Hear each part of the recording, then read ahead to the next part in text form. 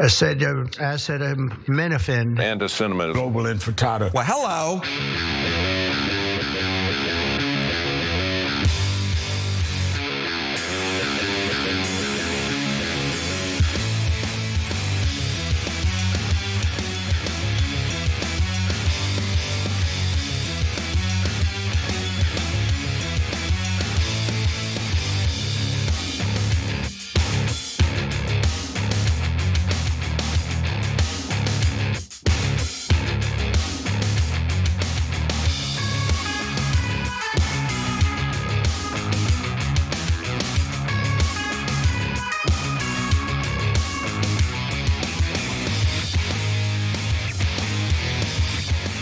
I need everyone in America to say hello to the Young Turks. Hello to the Young Turks. There you go, instantly, right away. You see that? Ask and ye shall receive. All right, Cenk Uygur, Anna Kasparian. Sometimes we laugh through the darkness. So lots of fascinating stories today. What was the real reason for the ICE shooter in Dallas? Do we even know? Well, we're gonna try to find out. We're gonna get beyond some of the headlines here. One of the most concerning things in the show today is Donald Trump's attempt to go after the radical left as, we're worried about calling them domestic terrorists, etc. We're gonna talk about that in the context of Kristi Noem and Donald Trump himself because he said something crazy today. And then was there sabotage at the UN against poor Donnie Trump? So we're gonna explore all of that. As always, we do a fun show. All right, by the way, as we get started, boom, J-Lo, already part of the team. Look, she's J-Lo from the block. No, it's not Lo, it's JL. Bro. You nailed it, Cenk, you really did. Especially by referencing something that I would venture to say the entirety of our production team doesn't get because the reference is so old. That's that old? Jenny from the block. And I even got it wrong. Alyssa, do you know what Jenny from the block is? Okay. She knows. Affirmative. You see that? Yeah. The American people know. She doesn't. She doesn't know. She doesn't know. Get out. You don't speak for her, Bart. Just because you're the audio guy doesn't mean you get to speak for everyone. All right. Anyways, guys, JL, thank you for joining through that beautiful join button. Casper, what's the news? All right, well, we begin with some updates on the tragic shooting that took place at that ICE facility in Dallas, Texas yesterday. If you are under the impression that we have a little more clarity in regard to the motivations of the shooter, I don't think we do. So let's get into what we've learned since yesterday. This morning, growing questions and fallout from the deadly shooting at an ICE field office in Dallas. Multiple senior law enforcement officials identifying the suspect as 29-year-old Joshua John. His brother told NBC News John didn't have strong feelings about ICE and wasn't interested in politics on either side as far as he knew. And that he was not a marksman, that's for sure. We're learning some new details about Joshua Kahn and the act that he carried out yesterday in a ICE facility in Dallas, Texas. Now, his act of violence tragically killed one person and wounded two others. Han later took his own life. However, there's been much to be made about what the political ideology of this individual is, what motivated him to carry out this act of violence and essentially indiscriminately shoot at a transport vehicle near the facility. So here's what we know.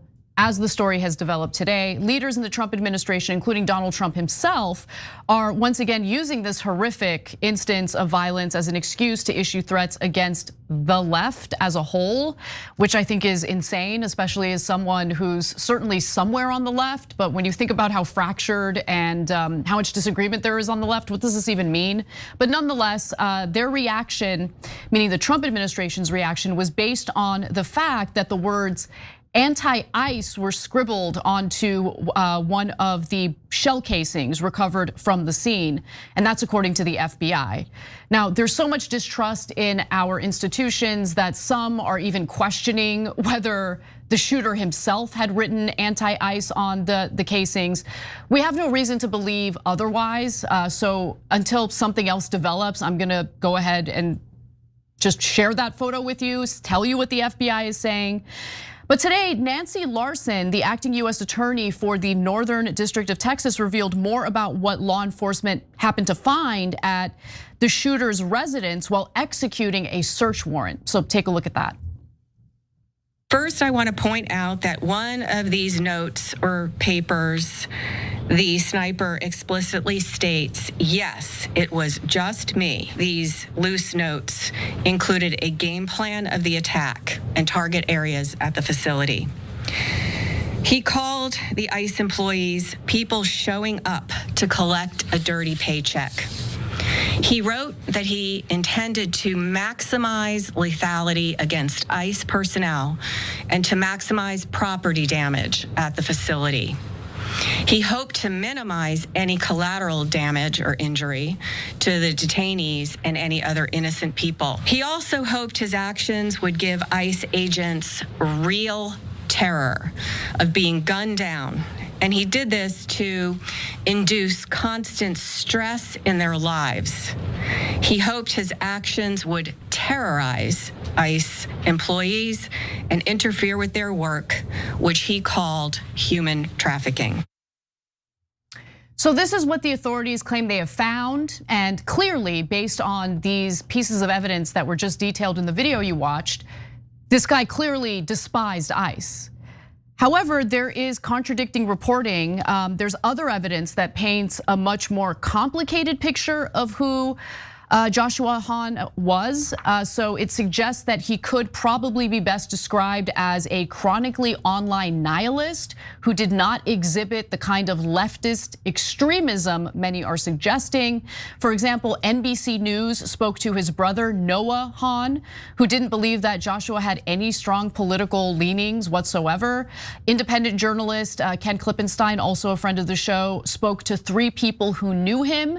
At least in middle school, since at least middle school, I should say. And according to Ken, they said that when it came to Hahn's politics, he was vaguely libertarian and seemed to hate both major parties and politicians in general. And that includes Donald Trump. But they also noted that he didn't really engage in much politics beyond that.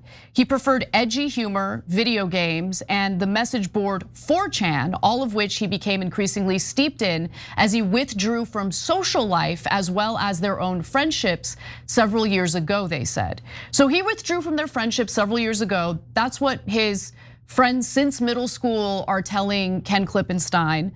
And what's absolutely clear is that he had an extensive online profile, so that should be helpful in this investigation. He has at least 2 Reddit accounts where he talked about video games, cars, South Park, and marijuana. And his profile on the gaming platform Steam showed that he spent thousands of hours playing video games.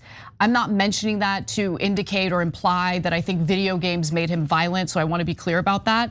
But what about the message on the casings? Well, none of his former friends believe that the anti-ICE inscription could possibly be sincere, feeling such a serious political statement was anathema to who Hahn was. His humor was deeply ironic, often offensive, and aggressive to the point of alienation. For example, one of his friends showed Ken a Facebook post describing how Hahn had flooded his friend's comment section with rape jokes. Quote, playful shock and humor, end quote, a friend said. Cenk. Yeah, so there's definitely one troubling trend in the country and maybe 2. So the one that's clear is these shootings. What the hell's going on? So why are people all of a sudden on every rooftop? And look, for a long time it was the right wing that did the overwhelming majority of the crime, political crime, not crime overall, right? So political violence, etc. Now you can catch feelings over that, but they're stats, they're indisputable. You can continue to dispute them, but there's no question. But now all of a sudden, the Trump assassination attempts. This ICE shooting, Charlie Kirk. Now we got political violence everywhere, right? So, and these set of folks then lose the moral high ground for everyone on the left. And I don't think that's fair. But then the right wing gets to say, hey, that idiot that smashed in Paul Pelosi's head, he doesn't lose us the moral high ground either, because I didn't tell him to do that. We didn't vote for that, right? And maybe we can begin to realize, like crazy people on both sides do violence not because they're on the right or the left, but because they're crazy. 100%. Right, and that literally 99.99999% of both the right and the left never do violence. Okay, so but when the folks do violence, it is haunting and it is terrorizing. And so obviously I understand why people are very worried about it. And I don't see people encouraging violence on the left, but I might be missing it. I might be there. There might be other people doing it. Certainly, as you guys all know, Tucker Carlson was very nice the other day when I was on his show. He acknowledged Young Turks has a history of 20 straight years of advocating nonviolence. So we're super duper clear on it. It's counterproductive, it's immoral, et cetera. Now, the second thing is the loss of faith in institutions, right? Yes, that's the bigger issue here. Yeah. Not only for our purposes and wanting to convey accurate information to our audience, and I feel like that's becoming more and more challenging, but the lack of faith in our institutions is also part of a broader issue I'm seeing with the nihilism among young people, and the feeling that they have nothing to live for, nothing to look forward to. Do you get what I'm saying? Oh, I totally do. And yeah. so when we talk about the male loneliness crisis, I get a little bit frustrated at people who downplay that on the left because they think it's just a way of coddling or babying young white men, young straight men. No, it's not about that. Okay, there are people who are really struggling, and when you spiral like that, that could lead to a dangerous outcome. And people should be cared about in this country, regardless of what their demographic is. But anyway, go ahead, Jake. Yeah, so look, I say I'm not sure about that one because we don't know if that has anything to do with the shooting, but there are two trends here that seem to be related to this story. One is what Anna's mentioning, which is if he's socially isolated and lonely and going to 4chan and becoming nihilist, yeah, that's what a lot of people, they can't stand the Republican Party, can't stand the Democratic Party. Neither party ever delivers for them. And people are beginning to lose hope, right? And the reason for that is obvious. We've talked about it a million times on this show, but mainstream media has talked about it approximately 0 times, which is money in politics. And if you say, wait, what does that have to do with a shooting? Well, both sides are deeply corrupt. 95% of our politicians are utterly corrupt. So they never give you what they want. They both are in secret cooperation to give the donors exactly what they want. They loot the country. They loot the country to the detriment of the American people. Yeah. Okay, and so I actually understand, even though I have not given into it, I personally understand that, I guess that urge or that temptation to become nihilistic. Yeah, and so, and when nihilism towards violence, watch out, and that's crazy talk, and of course we shouldn't go in that direction.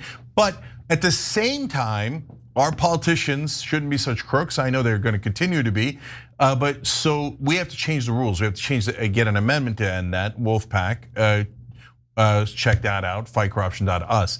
But guys, that's a long process. We should all get on that road, but I think what's driving people extra crazy is the gaslighting of mainstream media, where they're like, what do you mean?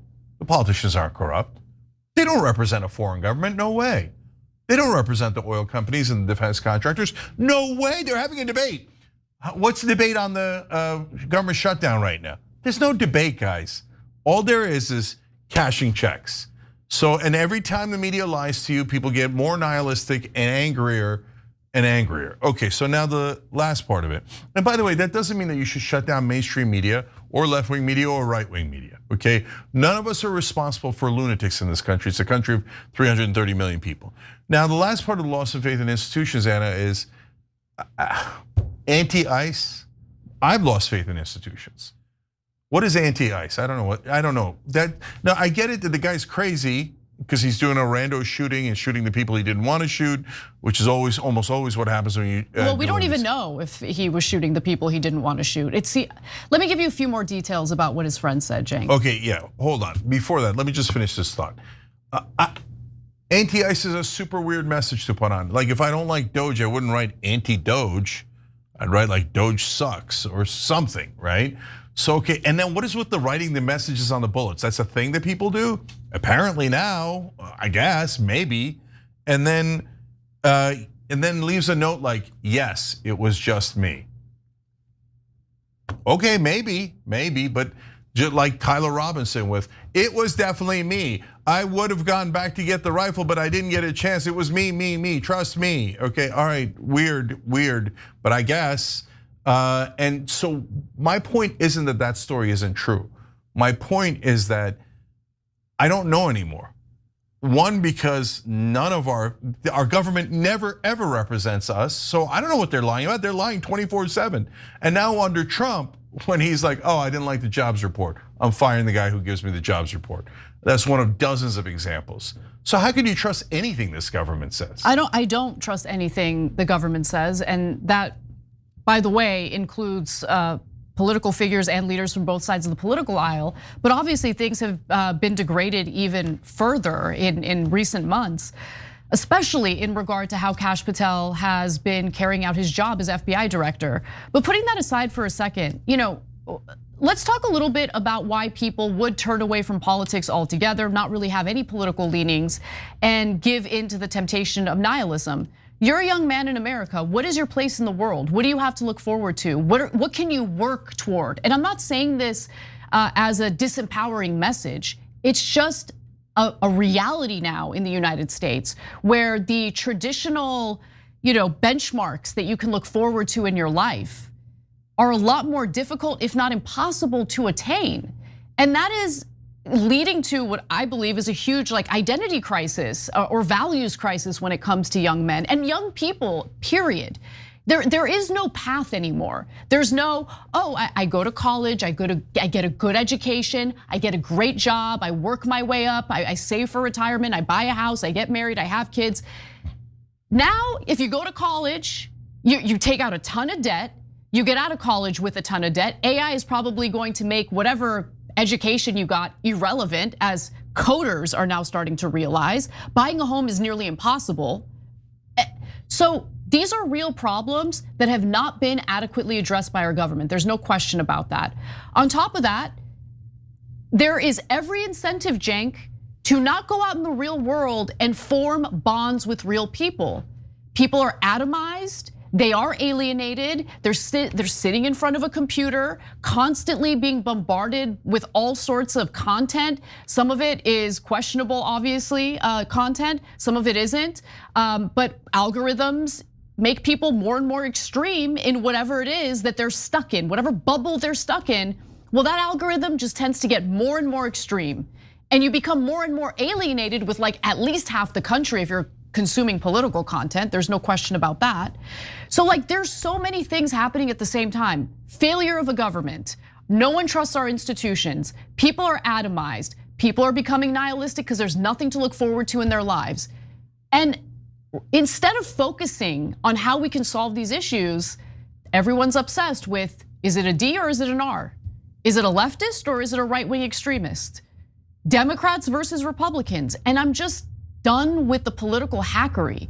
I want real solutions, and I want people to stop exploiting these traumatic tragedies in this country for their own political purposes and aspirations. That's what the Trump administration is doing right now. I've seen Democratic figures do the same thing as well. We need leaders who actually give a damn about making this country better. Yeah, couple of quick points here. So I agree with what Anna is saying, and guys, this is not a left or a right issue.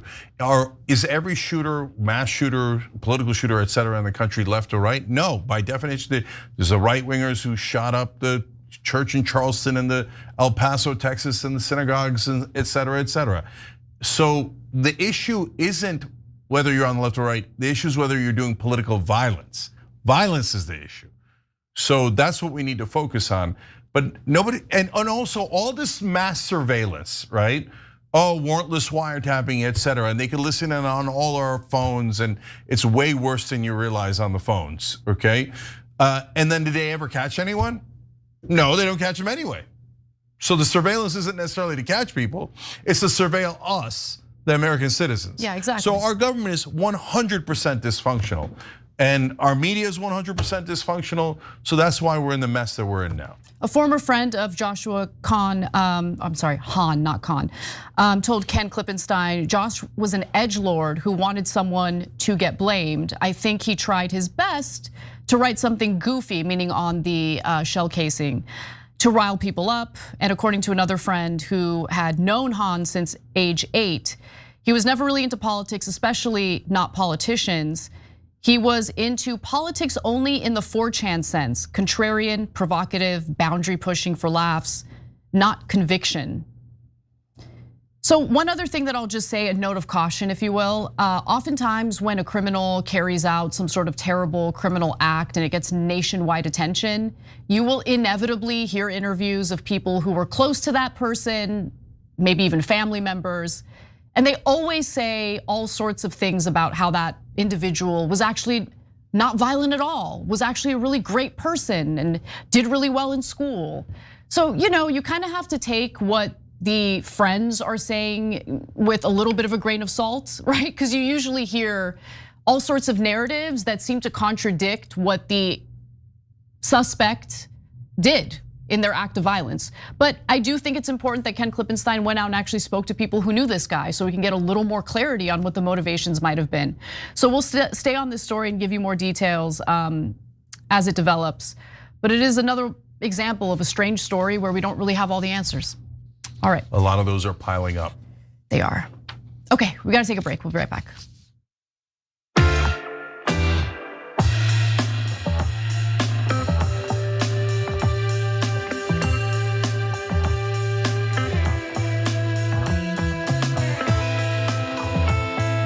All right, gonna start on Super Chat. Independent Obsidian Outlaw, fascinating handle, writes in, Jesus Christ, mental health care is failing us.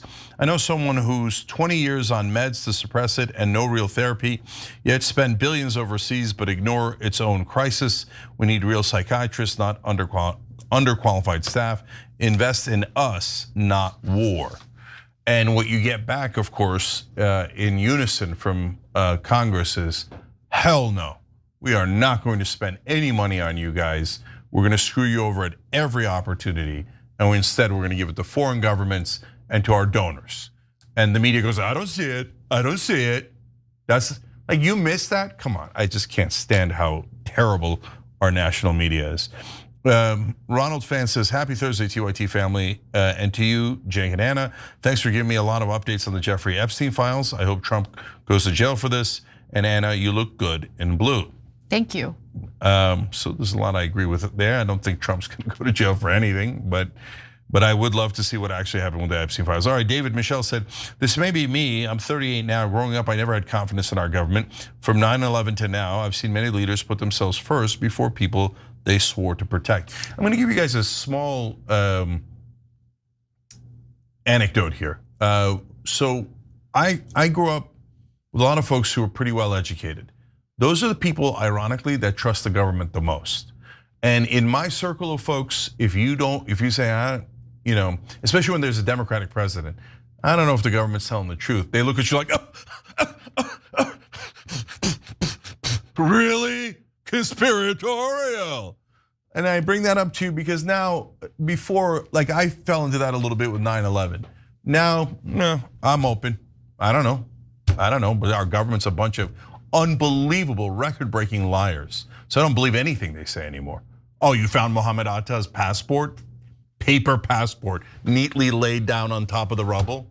And a building a block away fell because it melted the steel. It melts steel, but not paper.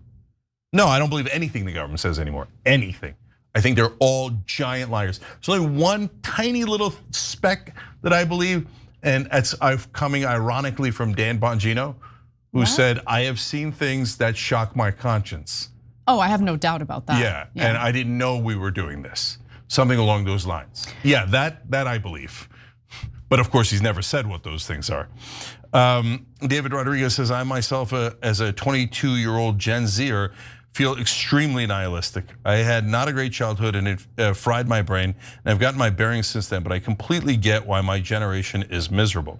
And of course, no one in power does. Biden's like, oh, give me a break. We had it so much tougher when I was stuffing all those donor money into my mouth.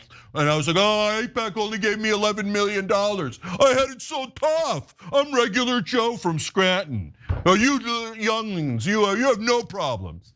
Idiot, you had a million problems. You didn't recognize them because you're so obsessed with yourself. Canadian Skull Dragon says hello to the Young Turks. A lot of people listen. More from that later.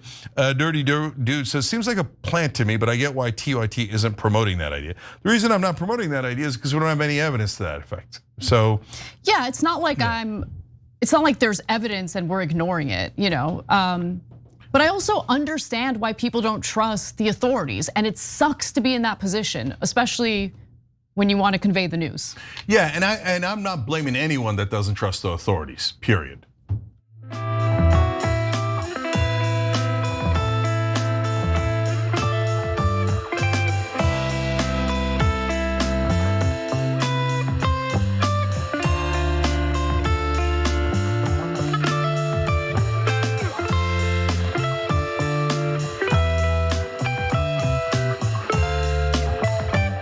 All right, we got a couple of great joins as we turn on the Young Turks. Christopher Cross is now with us. So Chris Cross is on our side, we can't go wrong. And Edgar Verdi, so the truth has also joined us. Edgar, great to have you. They hit that beautiful join button below the video on YouTube. TYT.com/join allows you to join from anywhere. Casper. All right, let's get to our next story. Hold responsible for the uptick in left-wing violence in the country. Radical left rhetoric. The radical left is causing the problem. The radical left is causing this problem. Not the right, the radical left. And it's going to get worse, and ultimately it's going to go back on them. I mean, bad things happen when they play these games. Well, there you have the President of the United States, Donald Trump, issuing a thinly veiled threat of counter-violence against what he refers to as the radical left. Now, his comments in the Oval Office this morning come in the wake of a deadly shooting that took place at an ICE facility in Dallas, Texas, in which one detainee was killed and 2 others were wounded. Now, a reporter asked the president who was to blame for the shooting. And I'm glad that the president of all people was the one to answer this, because he's always been so honest and factual, especially at times of tragedy. So let's hear what his response was. The radical left is causing the problem. They're out of control. They're saying things, and they're really dumb people. I mean, I look at Crockett. I look at some of these people. They're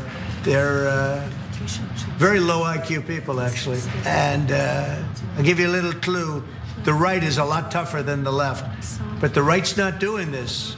They're not doing it, and they better not get them energized, because it won't be good for the left. And I don't want to see that happen either. I'm the president of all the people.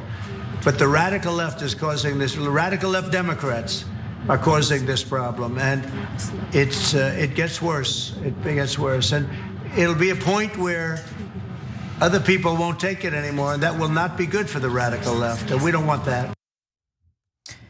Although it does sound like the president is egging that type of counter-violence on, which would be disastrous. And as far as the right being tougher than the left, I get where he's coming from.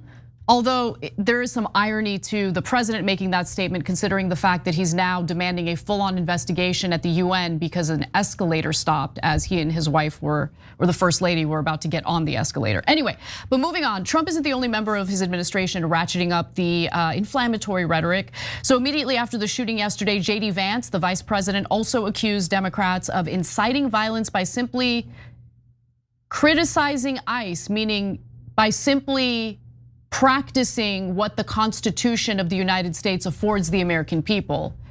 They are allowed to criticize the federal government, politicians, or anything they'd like for that matter. But JD Vance appears to have a problem with that. Take a look.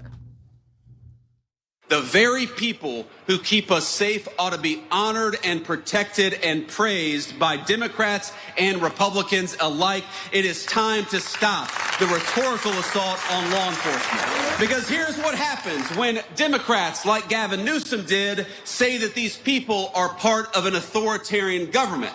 When the left-wing media lies about what they're doing, when they lie about who they're arresting, when they lie about the actual job of law enforcement, what they're doing is encouraging crazy people to go and commit violence. If your political rhetoric encourages violence against our law enforcement, you can go straight to hell and you have no place in the political conversation of the United States of America. Let me be 1000% clear here. If someone says ICE is planning to carry out a raid at the Home Depot parking lot in Northridge, California, and we're gonna go there heavily armed and ready to shoot them, that is inciting violence. And that should be met with an immediate investigation, people getting arrested. You get the point. That is not protected by the First Amendment. Saying that a government official or a government agency is authoritarian is protected speech, especially if the government agency or the administration is engaging in authoritarian acts. I'll give you an example. So when you have members from the Department of Homeland Security going after students who have student visas, PhD students, if you will, who just happen to co-write a piece in their student paper that's critical of Israel's conduct in the Middle East, when DHS snatches that person up in broad daylight in plain clothes because they didn't like her opinion, that's authoritarian. But I'm not inciting violence by saying that. And JD Vance, Cenk, is not a stupid person. JD Vance is a smart man. You might not like him, but you have to admit, educated man, smart man, he knows the difference. So the real question here is why he is exploiting a tragic event in this country to try to roll back constitutional rights that are afforded to every single American in this country. That's what we should be asking ourselves. Go ahead, Cenk. Yeah, so he said there's a rhetorical assault on law enforcement. So I can't stand the hypocrisy on both sides. So in this case, yeah, there was a bit of a physical assault on law enforcement on January 6th. So look, guys, it's not to say, okay, that means the right wing is more guilty. It's just to say, you kidding me? Like when it's convenient, both sides attack law enforcement and then go, oh, the other side's doing it. If you say they didn't attack law enforcement on January 6th, you're literally blind. And I feel bad, and you can't hear, you can't see anything. Did you not see the videos? It's absurd to say they didn't attack law enforcement. So we're a fair show. This is also attacking law enforcement. So obviously left and right are doing it. To be fair, Cenk, I really want to be fair and not hide the fact that he also said this. So to be fair to Vice President Vance, he also claimed that political violence is, I'm sorry, he said it's not a both sides problem. Oh, I see, Sorry. not a both sides problem. Yeah. All right, so now let's go to others. Okay, so I can give you dozens of right-wing shootings, complete with manifestos. I am a right-wing neo-Nazi and I would like to start a race war. I went and shot up these people in a black church because I hate black people. I went and shot up these Latino folks in Texas because I am against immigrants. I am a right-winger. I hate them and I want to murder them, okay? How about Gabby Giffords? We all forgot about Gabby Giffords. A Democratic congresswoman shot in the head. So look, guys, I'm not saying the right is more guilty, although it is a literal fact that there's been much more right-wing violence, but now there is left-wing violence, and I hate it, I despise it. I despise the violence on both sides. But this obvious liar, and including Trump too, it's only the radical left doing it, the right never done it. Of course that's not true. Come on, please don't tell me that you're that blind that you can't see it. So then he says, that's why you can't criticize anything we're doing as authoritarian. Well, what happens when you do things that are authoritarian? Well, we have to just go, okay, since we wouldn't want to cause any violence, I'm never allowed to criticize you? Well, that's pretty convenient. Very convenient. Okay, so what happens if Democrats get in charge and they go, no, you can't criticize me for being authoritarian. So I'm gonna tread on you. I'm like, hey, you're a right winger. I think you might do violence. You guys have done more than the left wing. I see the FBI's reports on it. So that's it, I'm locking you guys up. Don't say I'm authoritarian. If you say I'm authoritarian, I'm gonna lock you up twice as much. I'm gonna take away all your rights because you're not allowed to speak anymore in this country. What happened to freedom of speech? So you know why people call you authoritarian? Because you send ICE masked up with no badges in unmarked vehicles. Scares the living crap out of people. That's not how we do things in America. And now masked men in unmarked cars with no badges are going around raping women. Because that's nuts. You know what we do in America with law enforcement? Not a right or left issue. You show a badge. That gives us faith that that is the government, and that you should not assault that guy, you should follow his orders, etc. And then if they don't follow the orders, then you can get all mad. But what if I show up to your house with no mask, no badge, and go, that's it, I'm taking your wife and your daughter, let's go. You're gonna think that it's a kidnapper. And you're gonna shoot the guy. The right wingers are gonna shoot that guy more than the left wingers. That's why it's important for law enforcement to identify themselves. And just to give you more details on what Cenk was alluding to earlier, because I don't want anyone to think that Cenk is saying that the ICE agents are raping women. That's not what's happening. Because of the fact that ICE agents have not been identifying themselves, disgusting predators have used that to their advantage to essentially pose as ICE agents. And then, there have been specific cases of women who have been kidnapped and raped. And there's no excuse for mask and no badge. No excuse. Yeah. The ICE is in danger because they're arresting gangs. Cops arrest gang members every single day in America. And they don't wear masks and they show their badges. That's what we do in America. We don't get scared of gangs and criminals go, oh, that's it, once you start covering up a mask, this thing's on a road to disaster. So no deal, JD Vance and Donald Trump. We're not gonna stay muted and not rhetorically and politically fight back because you are threatening us. And what Trump said there was a definite threat. Okay, you can go to plausible deniability and you can go, well, I mean, technically he didn't say that the right wing should do that. He said he'd be concerned if the right wing did that. But he said it in a way that was super clearly a threat. Now you can disagree with me and say it's an interpretation, that's fine. But I got ears and I got eyes. So I saw it. And he's like, well, I mean, the right wing would be much more vicious. You don't want that left, radical left, it's all the radical left's fault. No, it's your fault. You're the one driving up division.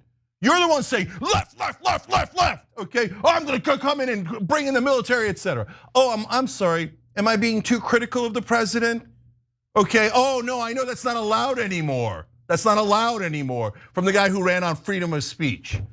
So guys, we are very balanced on policy, but I'm not going to tolerate anyone on the right or the left taking away speech rights, doing authoritarian crap, and then saying, oh, I saw some two super questionable dudes who conveniently engraved stuff on their bullets, and because of that, I'm taking away all your rights.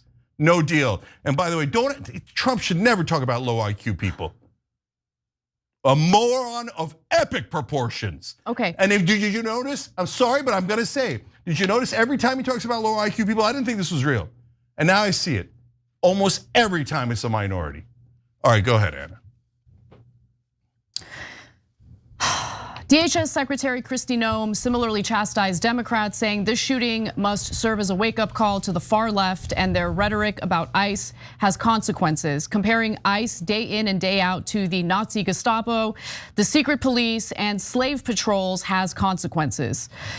Now, in reality, these ramped up attacks on Democrats and the left have been escalating for a while now. So for instance, back in August, Stephen Miller made a pretty inflammatory statement, and I want you to take a look at what that was.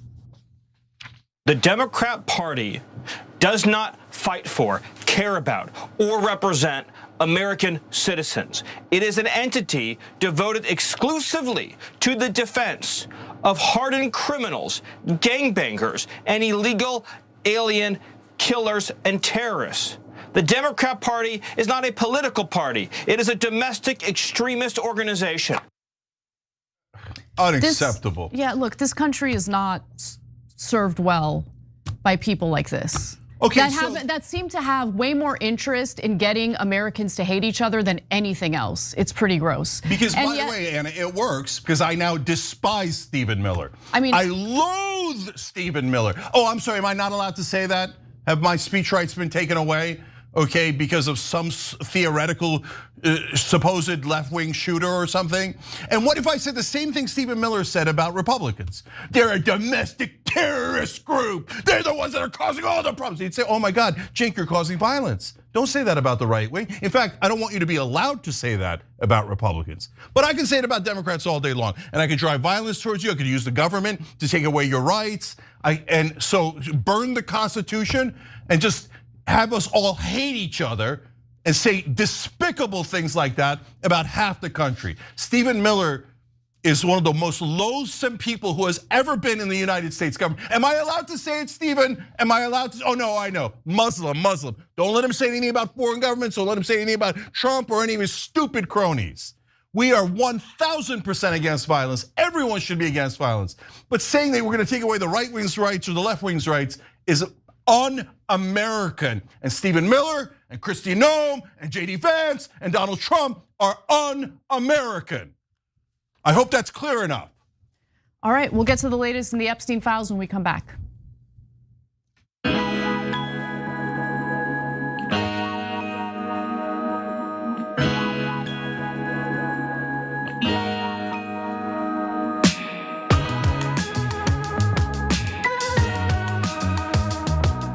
All right, let's go to our members at tyt.com.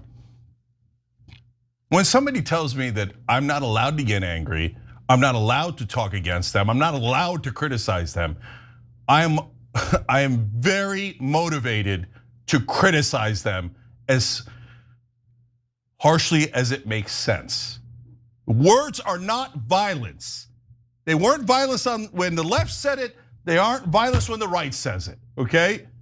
And they're like, oh, how dare you be unbiased? How dare you? I had the left yelling at me for being unbiased. Now I'm sure I'm gonna get the right yelling at me for being unbiased. No.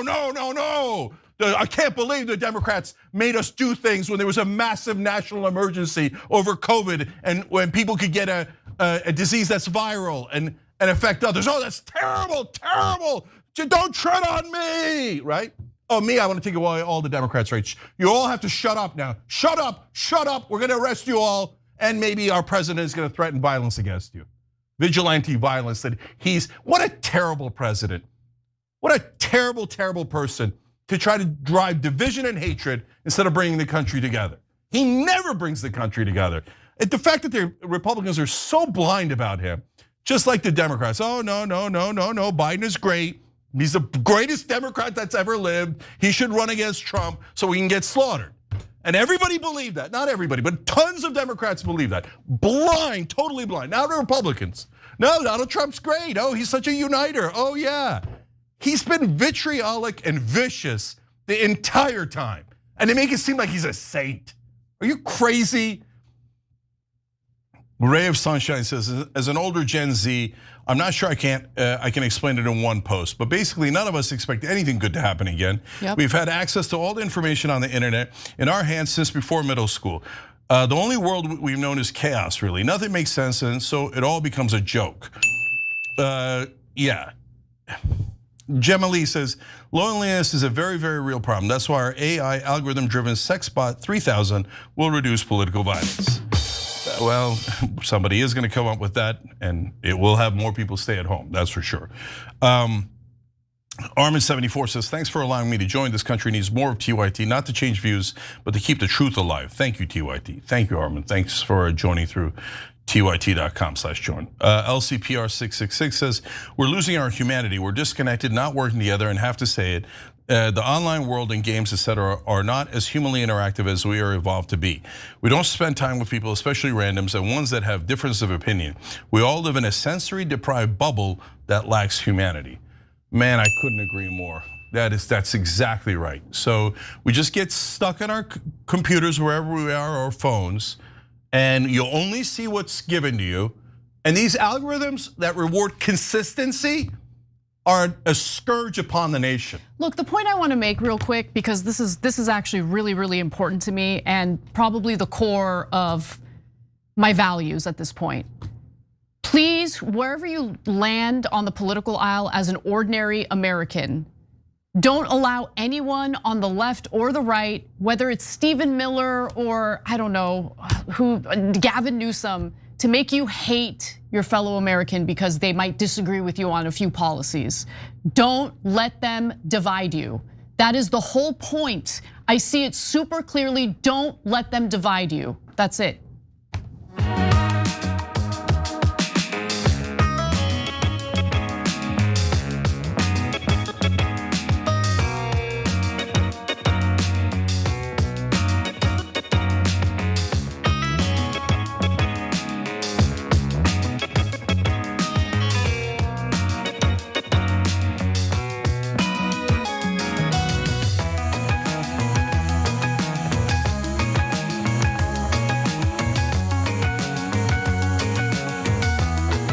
Back on TYT, Cenk, Anna, and Heather Murphy. Heather, thanks for joining. We appreciate it. Anna. All right, let's talk a little bit about Congressman Massey and what he's been up to as it pertains to the Epstein files. Libertarian Congressman Thomas Massey is still fighting to force a vote on the House floor that would potentially release the Epstein files, even as Republican leadership fights pretty hard to prevent that from happening. So the latest includes a pretty interesting declaration of victory from Congressman Massey. In fact, during a recent event in Kentucky, he says he believes he's gonna have enough votes to force the vote.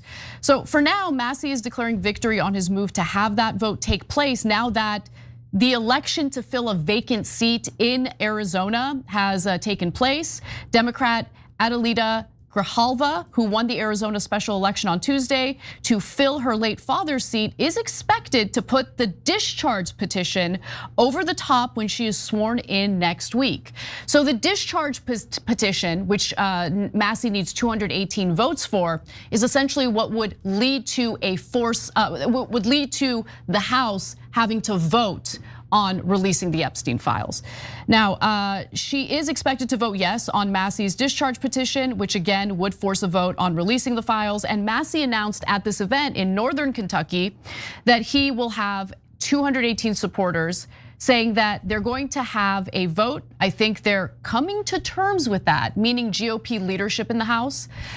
This is amazing. So I'm going to bet the speaker is probably going to hand out hall passes to some congressmen because this is an 80-20 issue, meaning 80% want the Epstein files to be released. They want the transparency. The other 20%, what's going on? Now, at the same time, according to Semaphore, he said his 3 Republican colleagues who have actually signed on to that discharge petition are kind of dealing with some threats here. And that includes Nancy Mace, Marjorie Taylor Greene, and Lauren Boebert. Now, Boebert told CNN last week that she would not be removing her name from the discharge petition. She's still very much in favor of it. And I want to be clear that Massey said that 3 of his Republican colleagues are under duress for signing the discharge petition or signing on to it. But he is saying that they're not being met with any threats of violence or anything like that. So I want to be clear about that. But by the way, Boebert also noted that she wasn't getting pressured at all. So that's what she said last week. Maybe things have changed since then. Now, every House Democrat has also co-signed to the discharge petition. They want to force a vote on the Epstein files, which is good news. And after the event in Northern Kentucky, Massey told Semaphore that they came back and tried to get the 4 of us to take our names off the petition. They asked some of my colleagues who are co-signers, and they actually threatened them politically, not physically. Massey said if Johnson uses parliamentary tactics to evade a vote, that there's enough notoriety on this issue that people will know that he's sweeping this under the rug.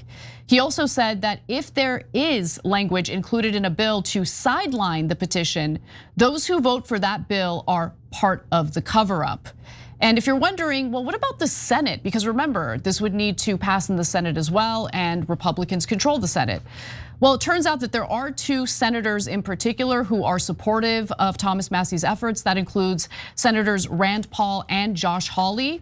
And in a September 10th, 2025 vote in the Senate, Republicans Rand Paul and Josh Hawley were the only 2 Republican senators who sided with Democrats in support of an amendment to force the release of the Epstein files. But ultimately, it failed. Unfortunately, it failed 51-49. So, all right, they always do this rotating villains, and you never get the answers. You never get your government ever serving you. But look, Tom Massey being an American hero was not on my bingo card, and maybe it should have been, because he's been honest all along. You don't agree with him on a lot of the policy issues, but here he is 100% right, and I love how stubborn he is. And no matter what they threaten him with, and now the Israeli lobby is spending already $2 million for a race that is more than a year away, okay? And that's just the tip of the iceberg for how much they're gonna come for. And isn't it weird?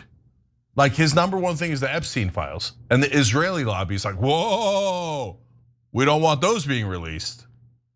I don't know if you realize you're telling on yourself. Totally. Now, okay, Now, to be fair, Massey's also against more Israel funding. And of course, the Israeli lobby thinks that all US congressmen must serve Israel. If they don't serve Israel, they will spend millions of dollars eliminating them, but they don't control anything. That's a trope. You're not, shush, you're not allowed to say. There's a lot of things you're not allowed to say. For example, the government says that there are no victims or perpetrators that victimized the women that Epstein victimized. Now, there's over 1,000 of them. We know that there are hundreds of men, but the government, in its infinite corruption, says no, they don't exist, and we're never going to prosecute them. So when Massey says that if you vote against this, you're part of the cover-up, well, that's literal. You can't argue against that. You're purposely covering it up so that the American people don't find out who's guilty, who raped those girls. The government doesn't want you to know. Why? It's obviously a friend of the government. You don't imagine if it was like a radical left person that somehow was involved.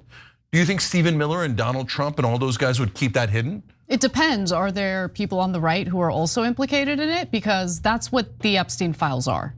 Yeah. That's the problem, right? So when you talk about how the Democrats and the Republicans, right, those in positions of power keep playing this good cop, bad cop game, the reason why, if let's say Donald Trump were implicated in the Epstein files, the reason why the Democrats wouldn't release the Epstein files while they're in charge, while they're in power, is because there's powerful Democrats who are implicated in it as well. Yeah, look, I get that that's obvious, but people now don't see it. My belief is I think there's a 98% chance it was an intelligence agency.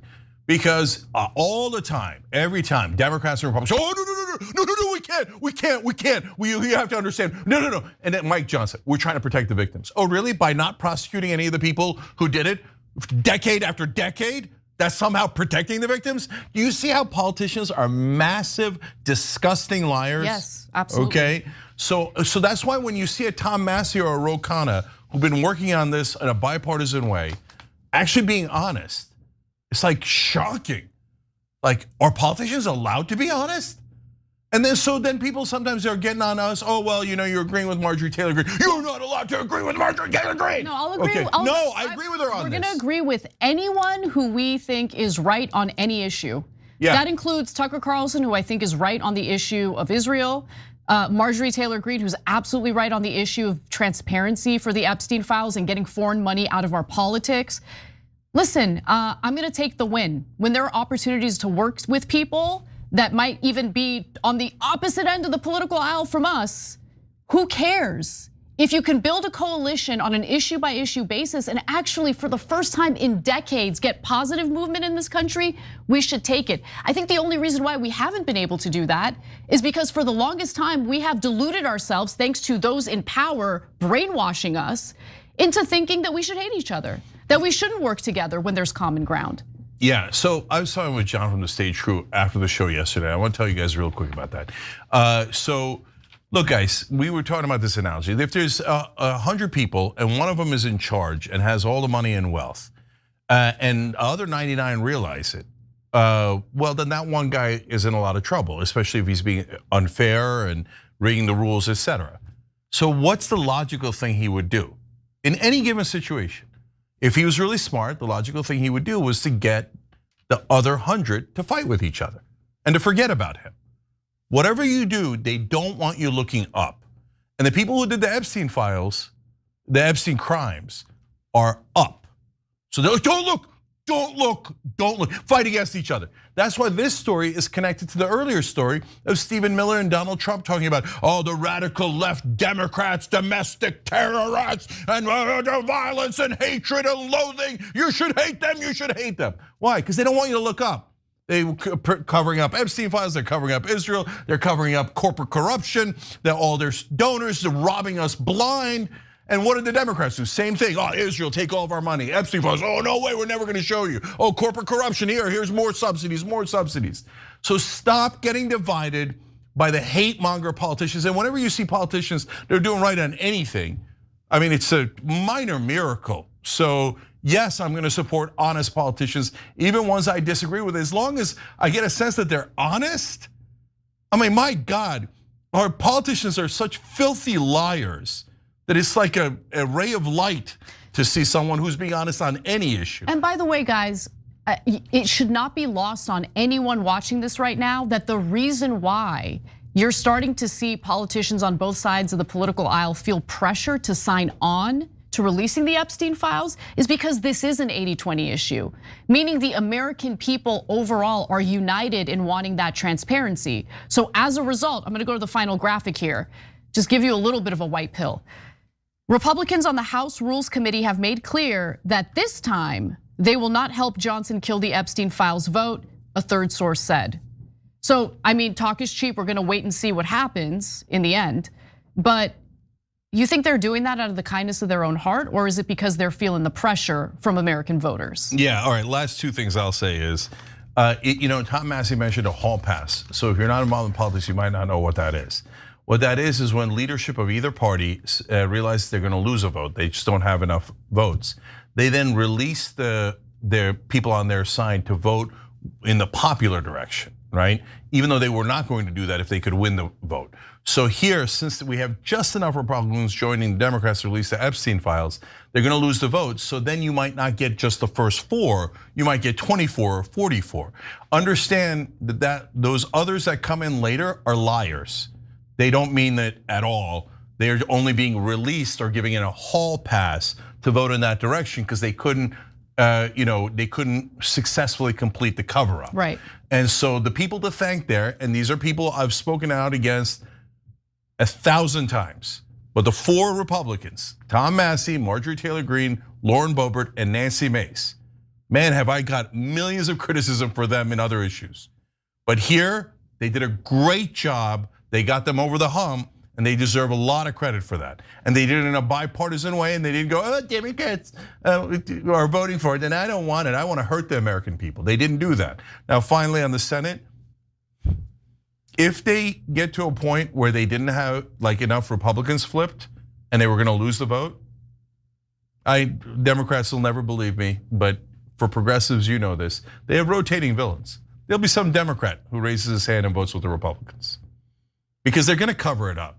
They're gonna cover it up, they always cover it up. And since both Democrats and Republicans have been doing it the whole time, at this point, I don't really believe almost any of the Democrats other than Ro Khanna, who's led this effort, right, and a couple of others, that they actually mean it. And if they're gonna win the vote, some Democratic senators might panic and go, we didn't adequately protect the victims. Well, it would be a dumb political move to do that, especially after what we learned from the press conference, that the Epstein victims held alongside the bipartisan congressional effort to release the Epstein files.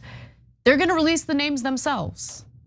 So either we can do this the right way, congressionally through legislation, or we can have it happen the other way. So I guess no matter what, the truth will come out. All things dark come to light. I genuinely believe that. So if the lawmakers in Congress right now think they can engage in a cover up and get away with it, I doubt it. In this instance, people are not dropping this for good reason. It has to do with injustice. It has to do with pedophilia. It has to do with those who perpetrated acts of pedophilia and got away with it, weren't prosecuted for it, and hold positions of power. So we're gonna wait and see. Curious to see which country did it. All right, let's take a break. When we come back for the second hour, I want to talk a little bit about a fascinating promise that the president made. Should we believe him? Spoiler alert, no. We'll be right back.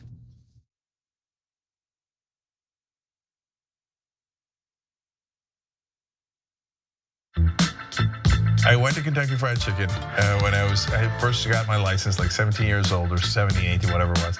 And I'm driving, I think my dad's Oldsmobile, and I parked it in a place where there was 2 cars next to me, really tight spot, and a car behind me. I don't even know how I got in there because I'm a terrible driver. Back then I was an even worse driver. And on the roads I'm okay, but in parking spots I have terrible spatial reasoning and I'm a mess. And on my way out, I hit all 3 cars at once. I broke all records, okay? So I went, as I'm backing out, I went boom, oh and this side hit that car, this side hit this car, and the back hit the 3rd car, okay?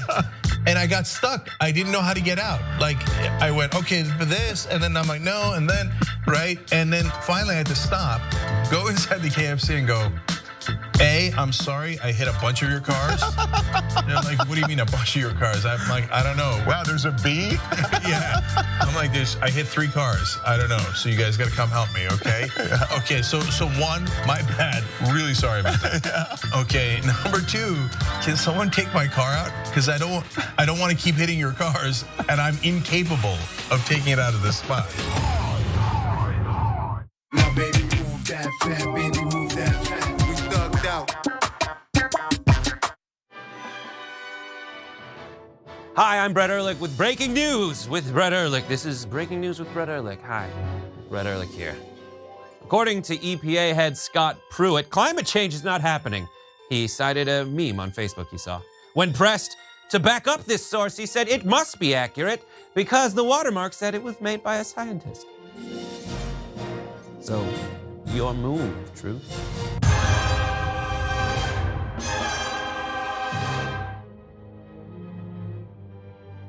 At TYT, our mission is to boldly pursue truth, challenge the establishment, and drive positive change. At a time when corporate capture of our media, our government, and our politics is nearly absolute, everyday working people need a champion to fight for them and to push back against the powerful interests that threaten our democracy itself. At TYT, we're proudly progressive and call out corruption and duplicity wherever we see it, from Republicans, Democrats, or anyone else. And unlike mainstream news media outlets, we're not beholden to corporate advertisers, to defense contractors, to Wall Street, or to Big Pharma. We only have to answer to our audience, and for nearly 2 decades, we've accomplished that by delivering honest, timely, and insightful perspectives on the day's news without fear or favor or concern for whose toes we might step on or which powerful elites we might offend. And while we're super serious about the news, we also manage to do it in a way that is fun and lighthearted. We can do this together and serve our audience, and yes, have fun doing it.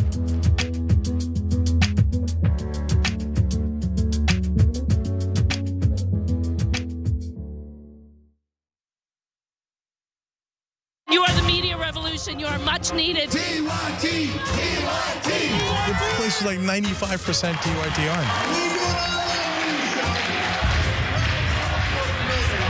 You guys, the Young Turks, which is my favorite channel, we're getting that message out. Tank and the Young Turks do an extraordinarily good job. No matter what mainstream media says, you have to listen to the Young Turks. The people who support us on the internet, that's what gives us strength. That's what allows anyone who was in there who was undecided to think one side seems to be winning, they seem to have a bigger army. There might be a reason for that. So thank you guys. You know, I'm like a smart person.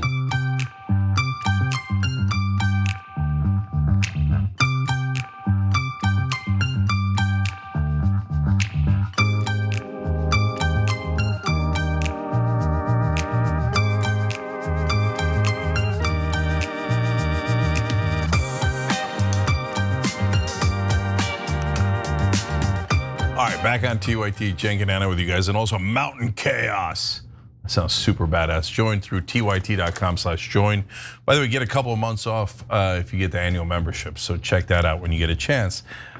Look, guys, I love that we get to do this show for however long we get to do it, and I love that this country is free enough for now that we get to say what we want. And yeah, we get tons of incoming, right? Attacks nonstop, right? But right now we're on the air, and every day we're on the air is a win. And we're just gonna keep unapologetically telling you the truth until they come for us. So enjoy it every day as much as you can, and try to find shows and politicians that are honest. It's gonna be super challenging, but that's what you should reward. All right, Anna. All right, well, we've got some breaking news. This literally just broke. So it's a developing story, but I want to give you the details as we know them at this moment. So the Department of Justice has officially indicted former FBI Director James Comey, one of President Donald Trump's political foes, someone who's an adversary that Trump has been wanting to go after. And in fact, after The individual that the president had tapped to serve as the prosecutor from the Eastern District of Virginia said that there really wasn't any cause to charge former FBI Director James Comey. He was pushed out. That guy's name was Eric Schubert, and he has now been replaced with one of Trump's former personal attorneys, Lindsay Halligan. So things are going great. Now, what are the charges? What has Comey been indicted for? According to the Wall Street Journal, they're claiming that it's due to Comey making false statements and obstruction. People familiar with the matter said. And again, Trump demanded that the prosecution take place and ended up ousting that US attorney who hadn't found cause to charge Comey. My guess is that we, the American taxpayers, will shell out quite a bit of our resources in prosecuting Comey, and in the end, he will be free to go. Yeah, all right, this is terrible. Why? Because I like James Comey? No, I don't really care about James Comey. I mean, ironically, the most impactful thing he ever did was restart the investigation on Hillary Clinton a week before the election in 2016. She lost by such a tiny amount that probably did cost her the election, probably did get Trump elected. So great job. So I got no dog in the Comey fight. And I don't, like, if you don't like James Comey, my answer to you is, so what? I don't like Stephen Miller. Let's say that an ally of mine wins the White House. If they said, all right, look, we all agreed we don't like Stephen Miller. Okay, now let's go and investigate him and see if he did anything wrong so we could throw him in jail. I'd quit instantly. I'd be like, what? No, I feel like Stephen Miller wasn't the best person to point to. No, I get it. You mean like you don't want a fishing expedition to exactly. try? Okay, I agree with that. I agree with that. Let me finish the point. The reason I picked Stephen Miller is because, yeah, he's a guy that's might have done something wrong, right? Like if you said to me Stephen Miller did something outside the law, I wouldn't be like, oh, I'm shocked, right? So if you have something that somebody did that's clear and that's plain, like for example, Barack Obama drove me crazy by saying, oh yes, George Bush did warrantless wiretapping. Clearly illegal, clearly unconstitutional. Oh, he did torture, clearly illegal, clearly unconstitutional. But we don't look backwards, we look forwards. Well, you can't prosecute anybody on a crime if you don't look backwards. So those are clear crimes, but we chose not to do anything about it because they were the powerful. Then, so if there's someone or evidence already exists, oh, this guy did something very wrong, okay, then that makes sense, right? But if you don't have that evidence, do not go on a fishing expedition, okay? Do not go, okay, let's look into Stephen Miller and let's see if we can find something so that we could, prosecute him. And then if you say, on top of that, not only are we gonna do that, but if you don't, after your fishing expedition, you didn't find anything, like Eric Schubert said, hey, listen, boss, I went to go look to see if they'd committed any crimes, but I couldn't find anything. You go, you're fired. I wanted that guy prosecuted no matter what. Well, I mean, you're just saying it. You're saying that you're corrupt and that this is a sham and that you're gonna go after your political enemies and misuse our Justice Department. It's not Trump's Justice Department. It's all of ours. It's the American people's Justice Department. And if you just say it, you're like, okay, I want them prosecuted. Trump literally says this out loud. I want Comey, I want Letitia James, etc. I want them prosecuted. The president cannot say that. If they did something wrong, he could talk about that they did something wrong. And if he fires a prosecutor who said, I looked into it and I'm sure they didn't do anything wrong, and then he hires someone and they go, okay, yes, I got some trumped up charges and now we're gonna go after Comey, that's a destruction of our democracy. And hey, right wing, remember when the left wing and the Democrats said that they were worried about Trump because he might go out and destroy democracy? This is what they were talking about. But if you want to get up in a fervor and go, oh, we don't like him, let's burn the Constitution because we don't like him. Have at it, Hoss, but it's a terrible idea. So I agree with you in regard to what the Trump administration is doing right now. I disagree with the fishing expedition. But I do also need to bring up the behavior of some of the Democrats, not all of them engaged in this, but certainly the Democratic establishment after Trump won in 2016, engaged in trumped up charges about, collusion during the 2016 election with Russia. And that investigation, I mean, For a second, and I get it. I get that most people who are watching this right now are not fans of Donald Trump's, but try to put your personal feelings about him aside for a second. Imagine you just won as president. You haven't done you have not colluded with a foreign government to win the election. And for several years, you are the subject of an ongoing investigation claiming that you did one of the most treasonous things imaginable against our democracy, against our elections, against the American people. And it turned out he didn't collude with the Russians. But Anna, so I hear you on that, and that's a perfectly fair thing to say. But let me give things on both sides here. So first, on that investigation, so they didn't have the evidence that he had colluded, although they did have suspicion because there were some Trump staffers who said, oh yeah, he's working with the Russians. Now it turns out that wasn't true, but they did say it, which then led to the investigation. That's not, to me, that's not the critical part. The critical part is Robert Mueller does the investigation, and then he says Trump didn't do it. Like the Russians did interfere in the election, but Trump did not collude with them.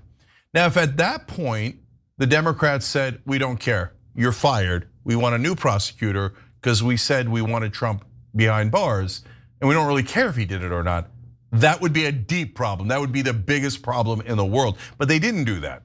Once Robert Mueller came in and said, no, he didn't do the collusion, every Democrat accepted it.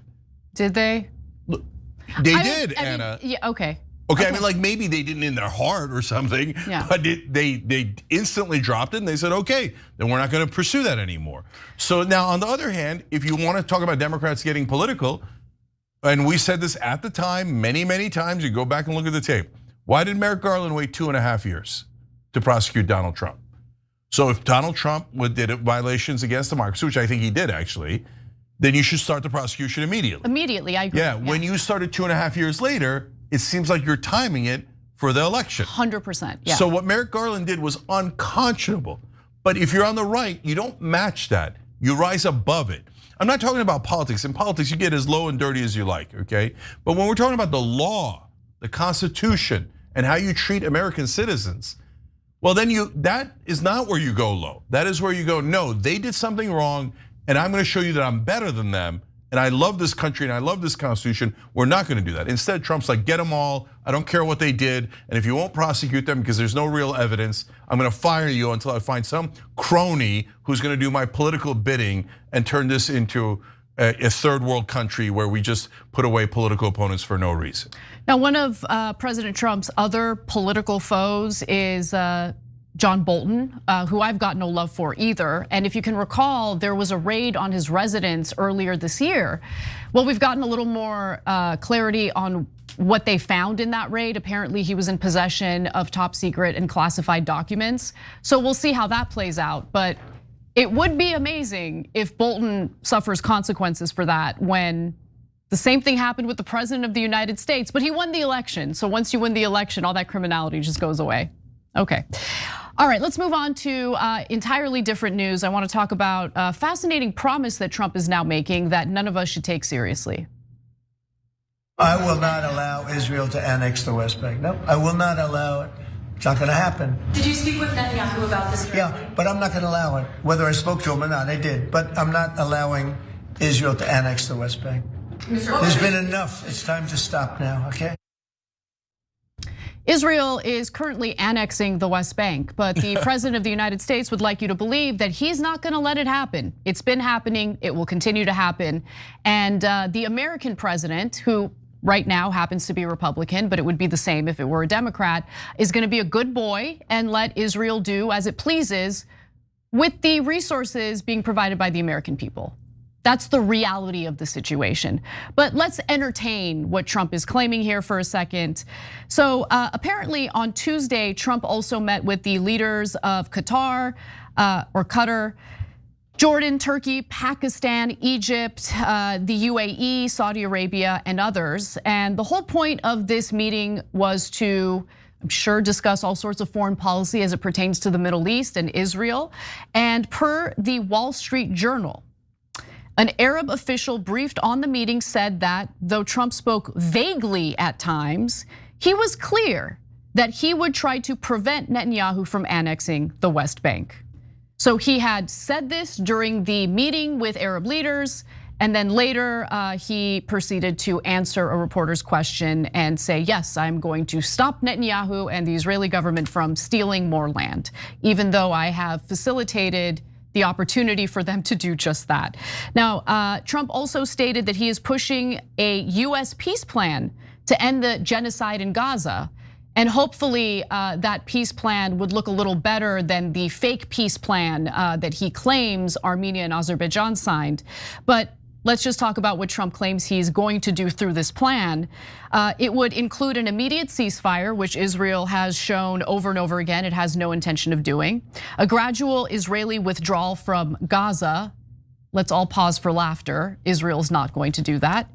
The release of all hostages, which Hamas has offered to do over and over again in return for a permanent ceasefire.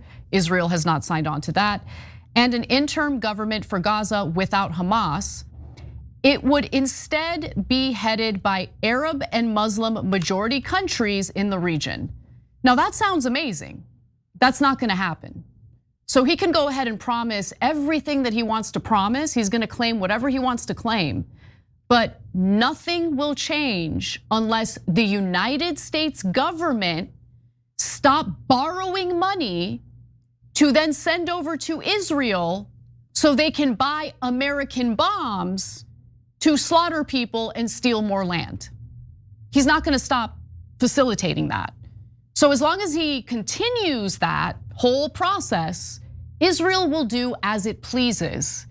Because as Tucker Carlson has said, well, I don't want to put words in his mouth. Let's remember what Tucker Carlson said recently. Bibi's running around, this is a fact, I'm not guessing about this, because I talked to people he said it to, is running around the Middle East, his region, and his own country, and telling people point blank, just stating it, I control the United States, I control Donald Trump. He's saying that, and again, I'm not guessing at all. That's a fact, and I dare them to say that's not true, because it is true, and they know it's true. I agree wholeheartedly with what Tucker Carlson said there, and it is humiliating. Go ahead, Cenk. Anna, I also have a source, and they said in essence the same thing, and they said that Netanyahu is basically bragging / threatening other countries by saying that he has America, quote, in his back pocket.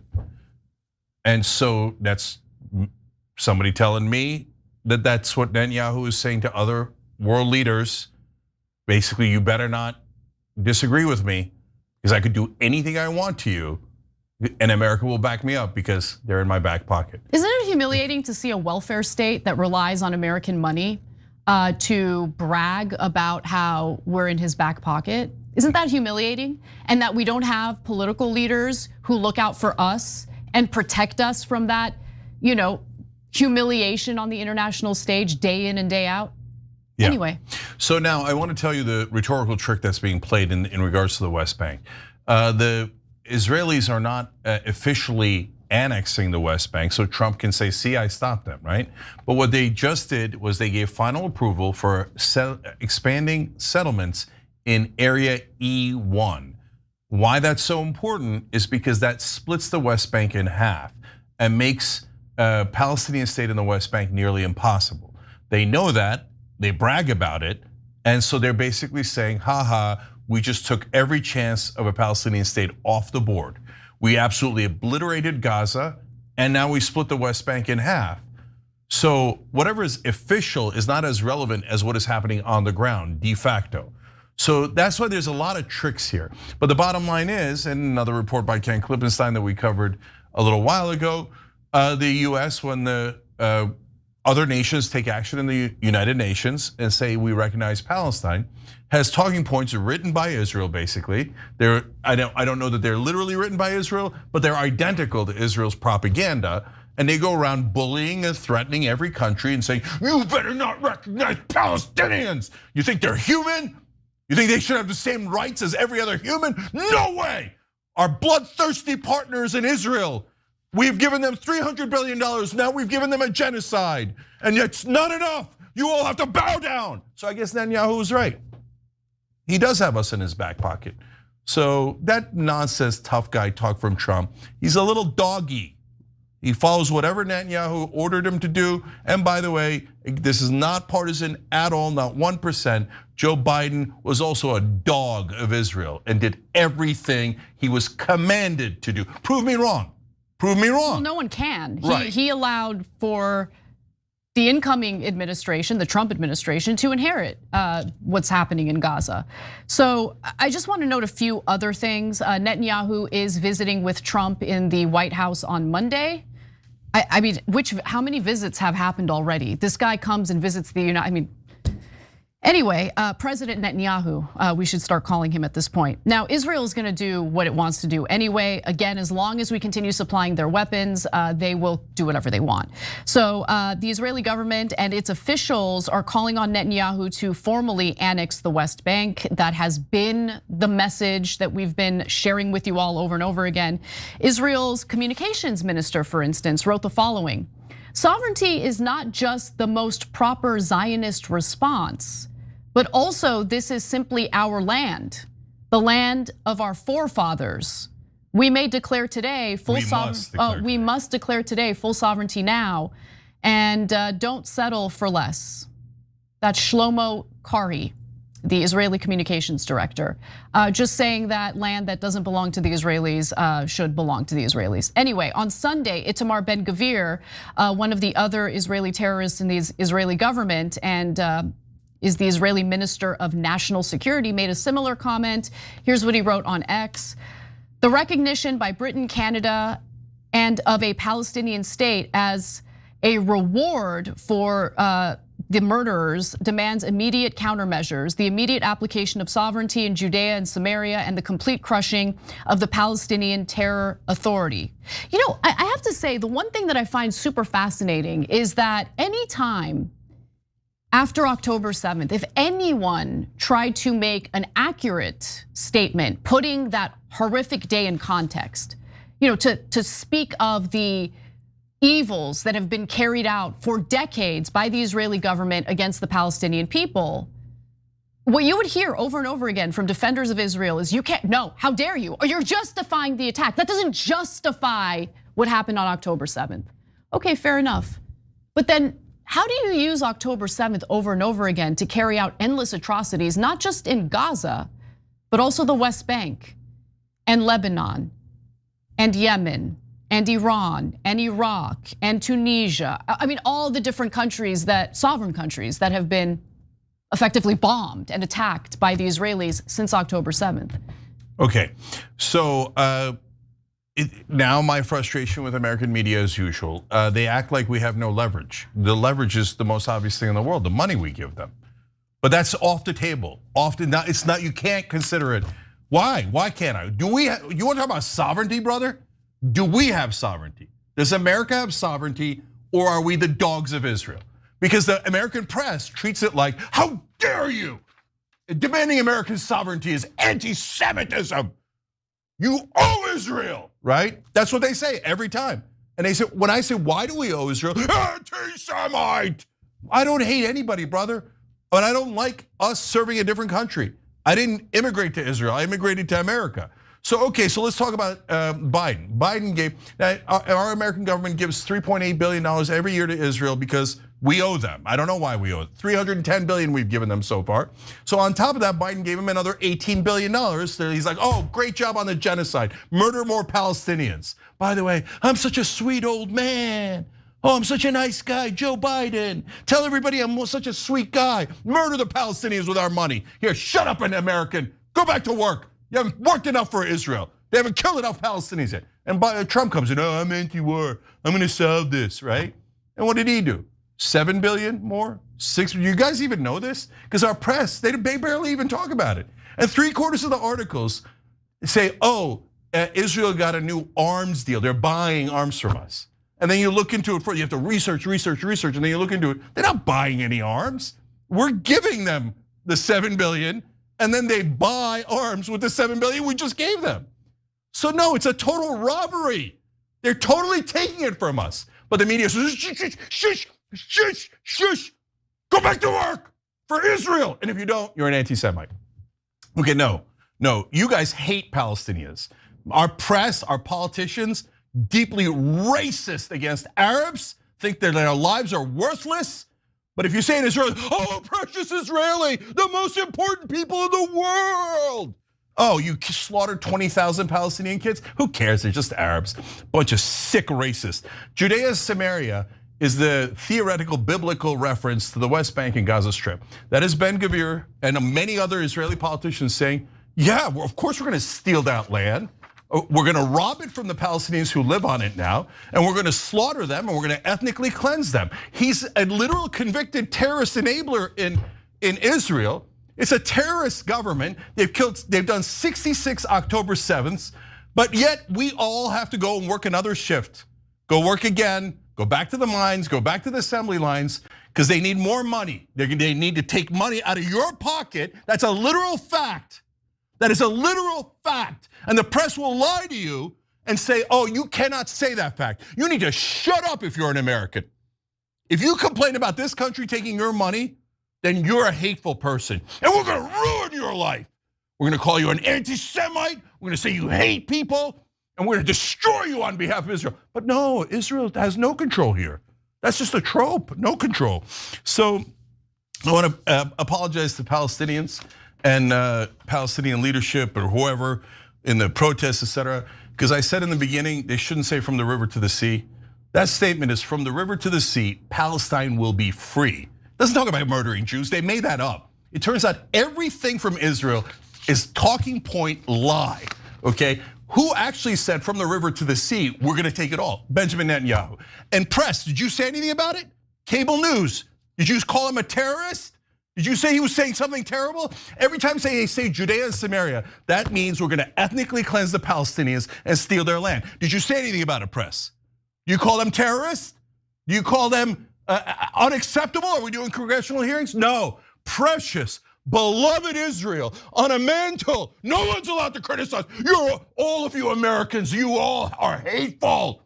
You hate Jews, they say. No, brother. You tell Americans that they hate Jews one more time, and I'm super worried you're gonna turn it into a reality. What are you doing? So now we have to give infinite money to Israel, and Trump, what a liar, what a liar. He was robbing you of $13 billion to pay for a genocide because Miriam Adelson and her late husband gave him over $300 million in bribes. And if you're in American media and you don't call it bribes, you're a liar. Oh no, it's just, she did it for general charity. She did it because she loves the American people. Not because, as she told Donald Trump, you will follow my orders on Israel. And Donald Trump has loyally followed Adelson's orders on Israel. Those are facts, but the American press will say, no, those are all true, 100% true. But you're not allowed to say it, and if you say the truth, we will bury you on behalf of Israel. And our politicians will bury you on behalf of Israel. I'm sick of Israel stealing our sovereignty and making our politicians work for them and not us.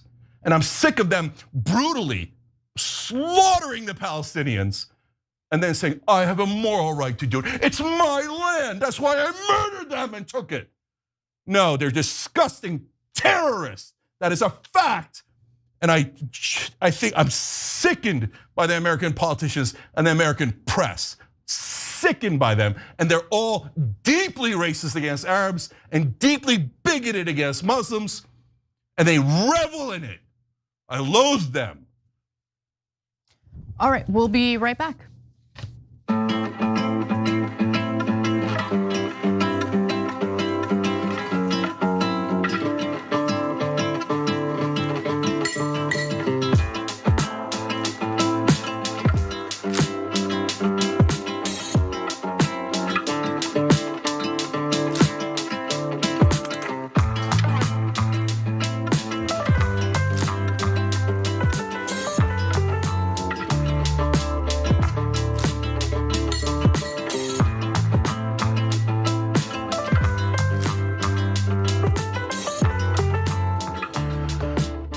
All right, let's do Super Chat. Rage Rock for now says, too bad Biden didn't release the Epstein files.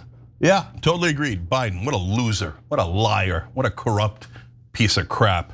What happened? Why didn't you release the Epstein files, Biden? Why didn't you do any of the things that you promised?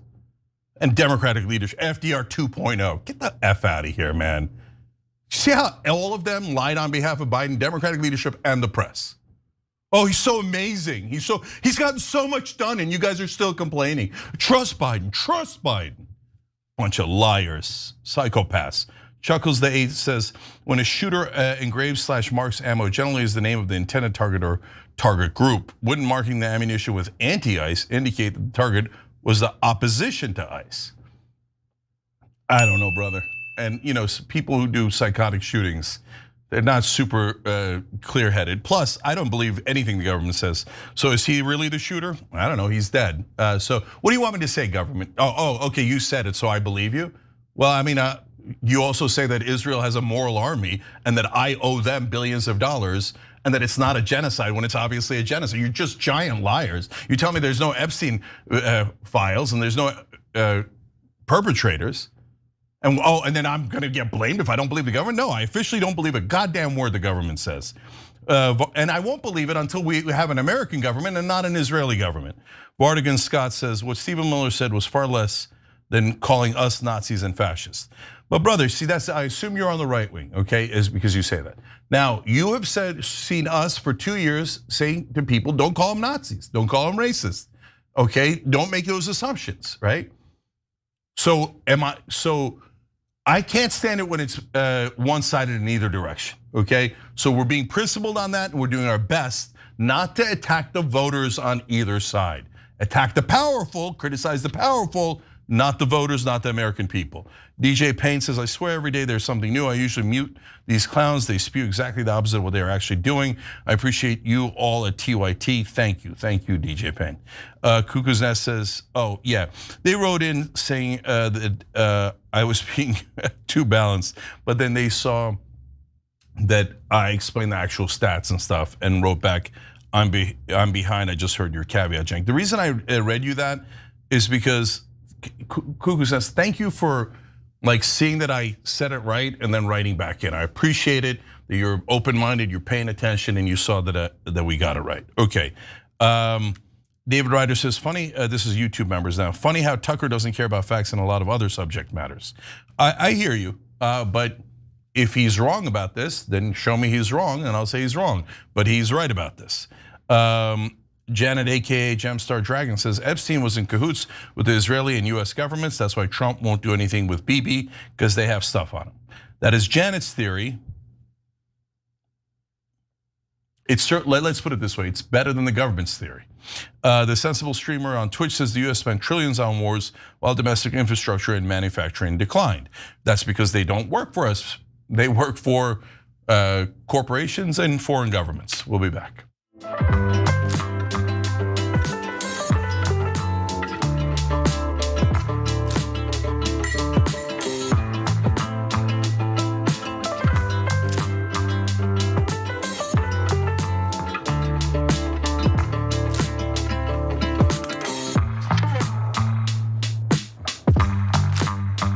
All right, back on TYT, Cenk and Anna. What's next? All right, let's hear from our brave, bold Democratic Senate Minority Leader. And one more point on all those polls. Even though Democrats' numbers are low, when you ask people, who do you prefer, a Democratic senator or a Republican senator? We did it in the 6 battleground states, which were +2, +3 overall, so it's not a Democratic or independent survey. 47-39, they prefer Democrats. And in a couple of the races where we have the 2 candidates, we win. Do you? Do you really? Because according to the polling, Democrats are in a lot of trouble, and I mean a lot of trouble. Now, Republicans are losing some favorability. You're seeing a dip in the polling, but once you put Democrats up against Republicans on specific issues, the Republican Party is enjoying a pretty significant lead, and that is according to the latest. There are multiple polls, but the latest one is from Reuters and Ipsos, and here is what the findings indicate.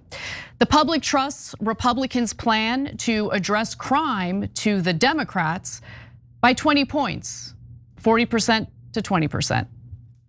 I'm gonna just pause to maybe discuss this a little more.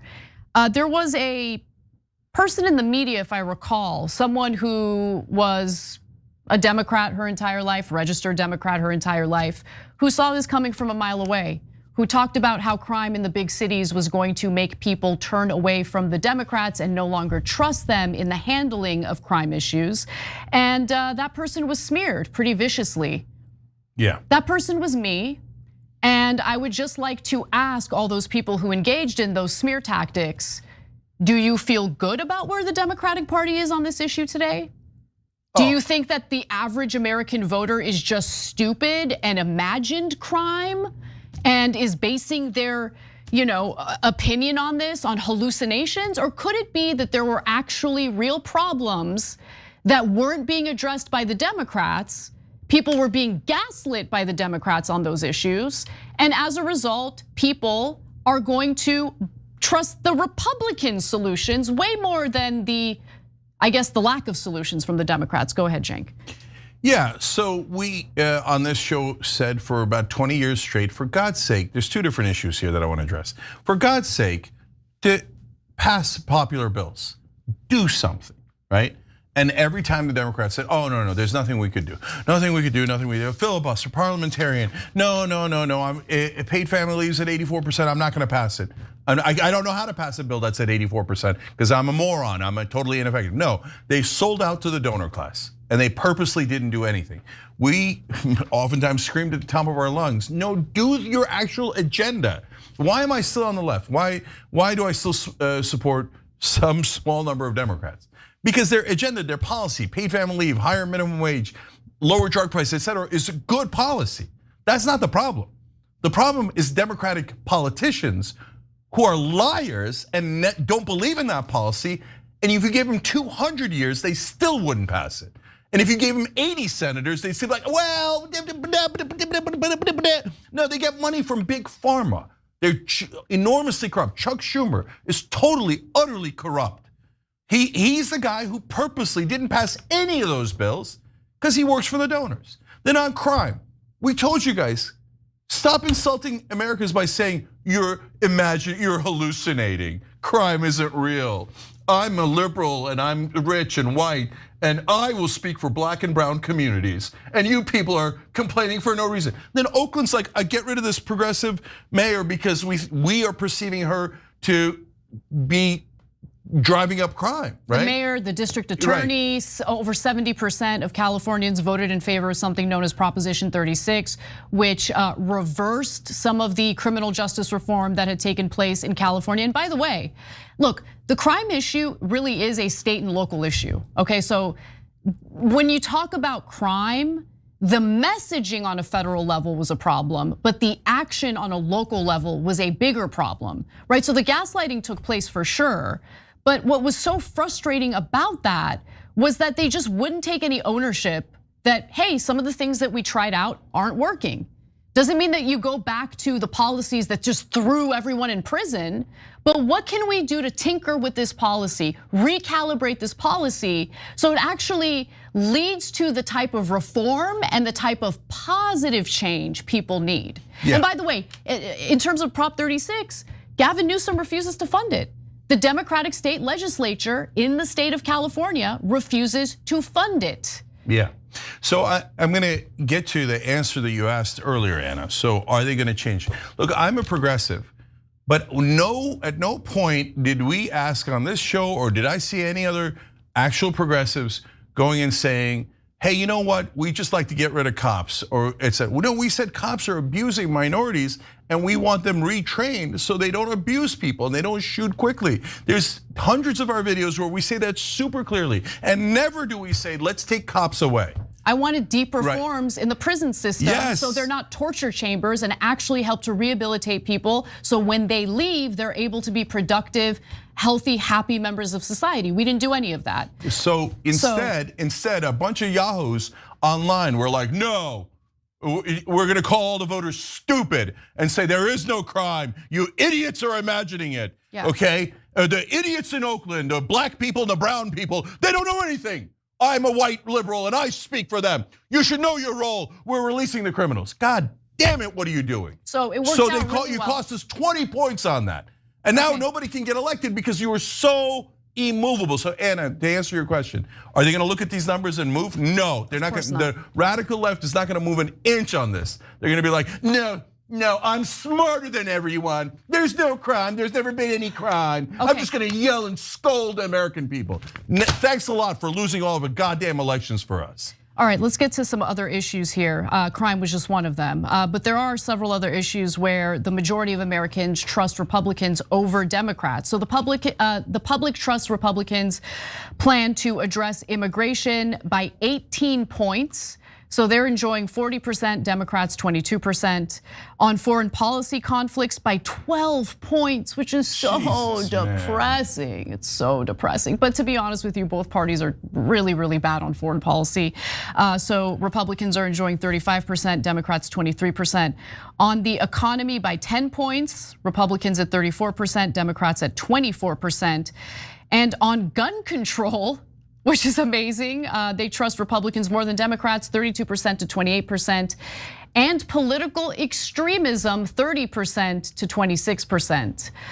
So look, a lot of the political violence in the news lately obviously has been framed as left-wing violence against the right. So I'm sure that had some influence on the polling results on that. But the only issues that Democrats happen to beat Republicans on are in regard to the environment. So Democrats are at 37%, Republicans are at 23%.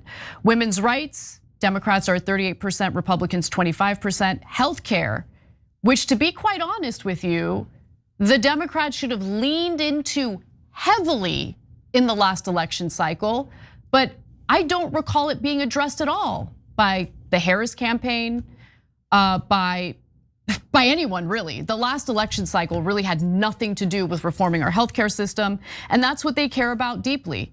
That's what voters care about deeply. And then finally, most voters trust Democrats over Republicans when it comes to democracy or respect for democracy, 31% to 29%. Yeah, these numbers are an epic disaster. You just go down the list. Why don't Americans trust Democrats more on foreign policy? They should. Theoretically, right? Because we have theoretically the better policies, but do we? Because our politicians don't agree with us. Here's a great example on should we support Israel in what they're doing in Gaza. Democratic voters are right. It's 92-8, and it's not close. I mean, that is as big a difference as you'll ever see. 92-8. They say no, don't support Israel. The politicians, Democratic politicians go, no, I'm going to betray you voters. I'm going to betray the progressives, and I'm going to do the opposite. 92% of us are going to say, attaboy, Israel, here's 7 billion more, here's 6 billion more, whatever you need, blank check. Well, then American people hate that policy. Independents hate that policy, now the right wing hates that policy. But Democratic politicians in their infinite stupidity and corruption go, no, I'm going to double down on being wrong. I mean, it's the easiest win in the world. Have the Democratic Party serve 92% of its voters and start winning elections by saying, no, American sovereignty, we're not going to accept Israel committing this genocide with our money. No, they won't do it. Why are they so unpopular? Because it's so obvious how corrupt they are. You go down the list, the economy. Why didn't you do a higher minimum wage? Why didn't you, instead of trying to lower drug prices on one drug, why didn't you do it for 10,000? The American people would have loved you. They would have loved you. They hate that policy. Again, and the Democratic policy is to lower drug prices through negotiation of Medicare. That's a great policy. About 90% of the country agrees. Did they do it? No, never. Never. Why? Because they take money from big pharma. So my whole life, I've been trying to explain to Democratic voters, your politicians are not angels. They're betraying you more than almost anyone else is. You need to get new politicians that actually represent those issues, and we'll fight for them and we'll pass them. And what did we get back in return? All of mainstream media saying, oh, you're helping Trump. How dare you criticize Democrats? You should bow your head to Democrats. And you should all pretend that there's no crime and the Democrats are such a great party and that they're awesome on foreign policy. And shh, don't say anything about Israel at the convention. You'll be booted out of the convention if you say something about Israel. You all have to bow your heads to these incompetent, corrupt fools. And what did that get us? In the midst of the darkest times brought to you by Donald Trump, they're still getting their asses handed to them by Trump. They lost to him twice, and now they're getting humiliated in the middle of him doing terrible. No, get rid of them all. You should, as a blanket rule, you should vote against Democratic incumbents in Democratic primaries, unless they could prove it to you, like Ro Khanna and some others, that they actually fight for you and they make a difference. Otherwise, if you see a Democratic incumbent and you're a Democratic voter, go to the primary and make sure you vote against them, because they're the incompetent fools who buried the party that you love and the policies that you love. All right, Kamala Harris wrote a book and has decided to make some pretty bold claims. We'll tell you what those claims are, including her response to all the backlash she got for not going on Joe Rogan's podcast, when we return.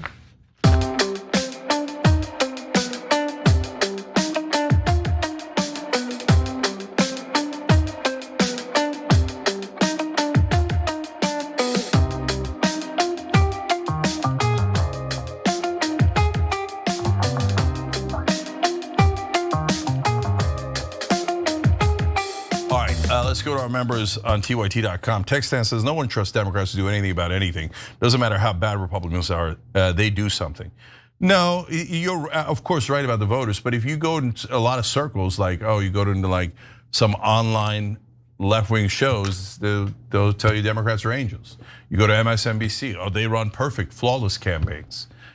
So there's a lot of ass kissers out there who lie to you and say, these guys are great. Don't listen to anyone. Oh yeah, go with the dumb leadership. Go with the incompetent leadership. Go with the leadership that buried this party.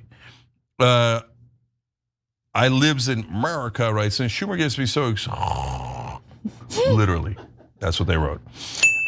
Fish Cleaner says, I'm not voting in 2026. Nobody represents me. What I would say to you is, for God's sake, vote in the primaries. Because if you don't vote in the primaries, you're just letting the corrupt win, okay? Mo Larry Cheese writes, in Israel might as well annex the West Bank. They already annexed the USA.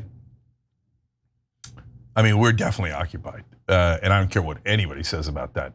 Oh, no, the facts have a well-known Palestinian bias. I don't know, whatever.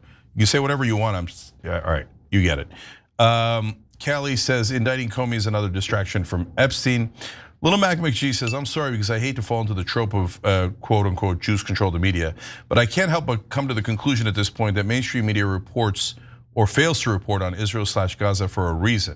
In fact, I have heard that journalists and newscasters have been specifically told they will be fired for speaking out against Israel. Not only that, they've been threatened with, your career will be over. It's wild. It is wild. Yeah. Okay, so let me be clear, guys. There are no the Jews, right? So when somebody doesn't speak up on cable news or whatever, they didn't call friends of ours, etc. They don't call the average Jewish person in America. It isn't about Jews. It's about Israel, right? And so I kept asking, like, why? Why is this so one-sided? Why is this so maniacally one-sided, right? Not a single cable news anchor, to our knowledge, has called it a genocide when it's the most obvious genocide of all time. They will literally lie on behalf of Israel over and over again. And if someone tells the truth, they'll attack them viciously and call them an anti-Semite, etc. So why do they do that? My best guess is that there are some pro-Israeli executives. And those executives will fire you. Because in their mind, and they're not like, hey, I'm talked to the Mossad and I'm gonna fire you. No, in their mind, any criticism of Israel, they truly believe, in my experience, for whatever it's worth, no, that's it, that's anti-Semitic. Everything's a trope. Everything's a trope, everything is anti-Semitic. So the minute you criticize Israel an inch, you lose your multi-million-dollar job. I saw a video today, it was a Megyn Kelly segment. It's just Megyn Kelly addressing straight to camera. She's like defending herself because she's still getting backlash over her Q&A at one of these Turning Point events. I forget the name of the event, but it doesn't matter. It was the same event where Dave Smith had a debate and where Tucker Carlson gave that banger of a speech, if you ask me. Anyway, she was asked what she thinks about the whole Epstein thing, and she's like, yeah, it seems like he was maybe like working for Mossad. And they just will not leave her alone over that one statement. Because they're thugs and bullies. They act like thugs, and they pretend they're the victims. Like, well, we're gonna get everyone fired, but we're the victim. How can you be the victim? You have the power. All right, we'll be back.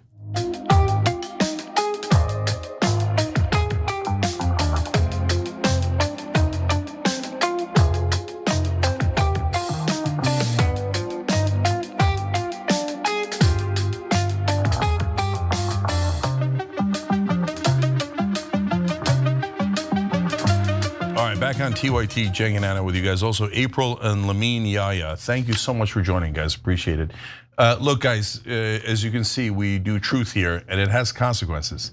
So the only way that we survive is with you guys becoming members, donating whatever. We stopped asking for donations, but we probably shouldn't have stopped, because there are a lot of forces out there that make it very difficult to do a show if you criticize Israel.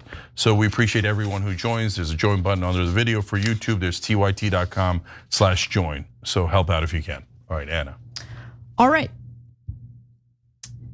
Kamala Harris has a new book titled 107 Days, and in it, she addresses the now infamous interview that never was with Joe Rogan. And apparently, she was very excited to do the interview. She really was. So why didn't it happen? Well, let's start with what Harris said happened, and then we'll give you Rogan's side of the story. So Harris writes that she and Rogan had initially agreed that he would interview her in Detroit, which I don't believe.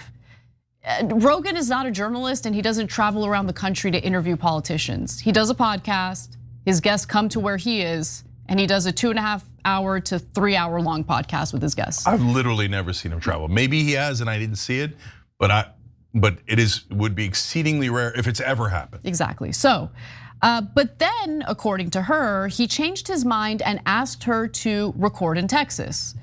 Harris said that was a big ask, considering every minute in a swing state mattered at that point late in the election.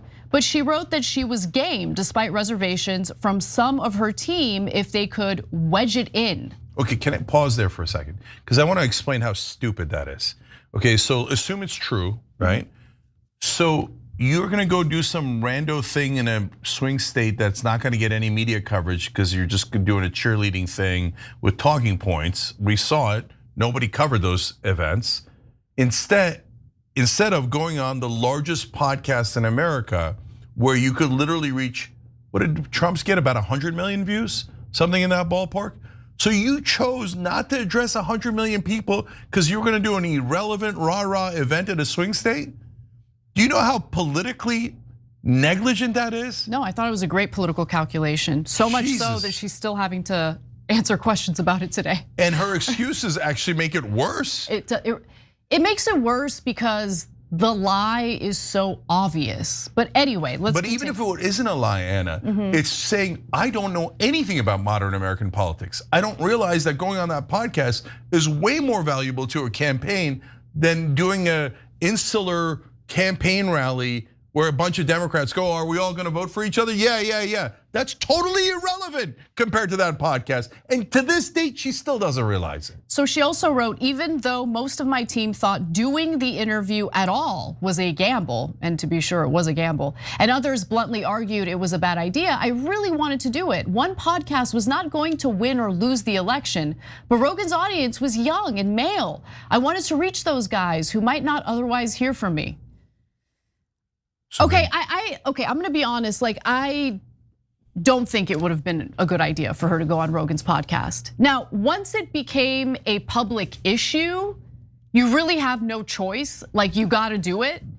But it should never have gotten to that point to begin with. And the reason why I say that is because while I don't believe this was always the case with Kamala Harris, I've seen her career earlier where she was totally fine.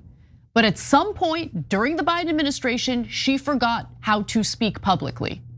She forgot how to think for herself, how to make arguments for herself, how to explain what her actual sincere political positions happen to be. You cannot hide your ignorance or your incompetence or your failings in a 3-hour-long conversation. And that's what Joe Rogan's podcast is. You're gonna be outed. Who you really are ends up coming out in a lengthy conversation like that. Yeah, so I'm gonna have one caveat to what you said there, and then I want to go back to something Kamala Harris said. So look, you can lie about a lot of things over 3 hours because Trump did.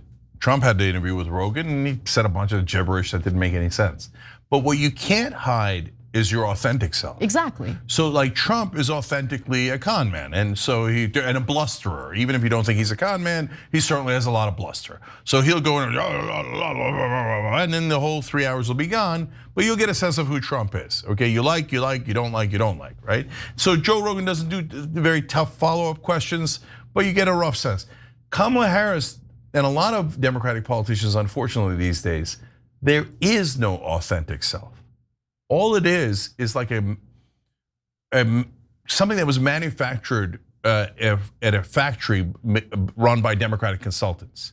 So the correct opinion to have here is you're in favor of the corporate CEOs, and then you're in this, and then they give them the talking points, and that's why they sound like robots.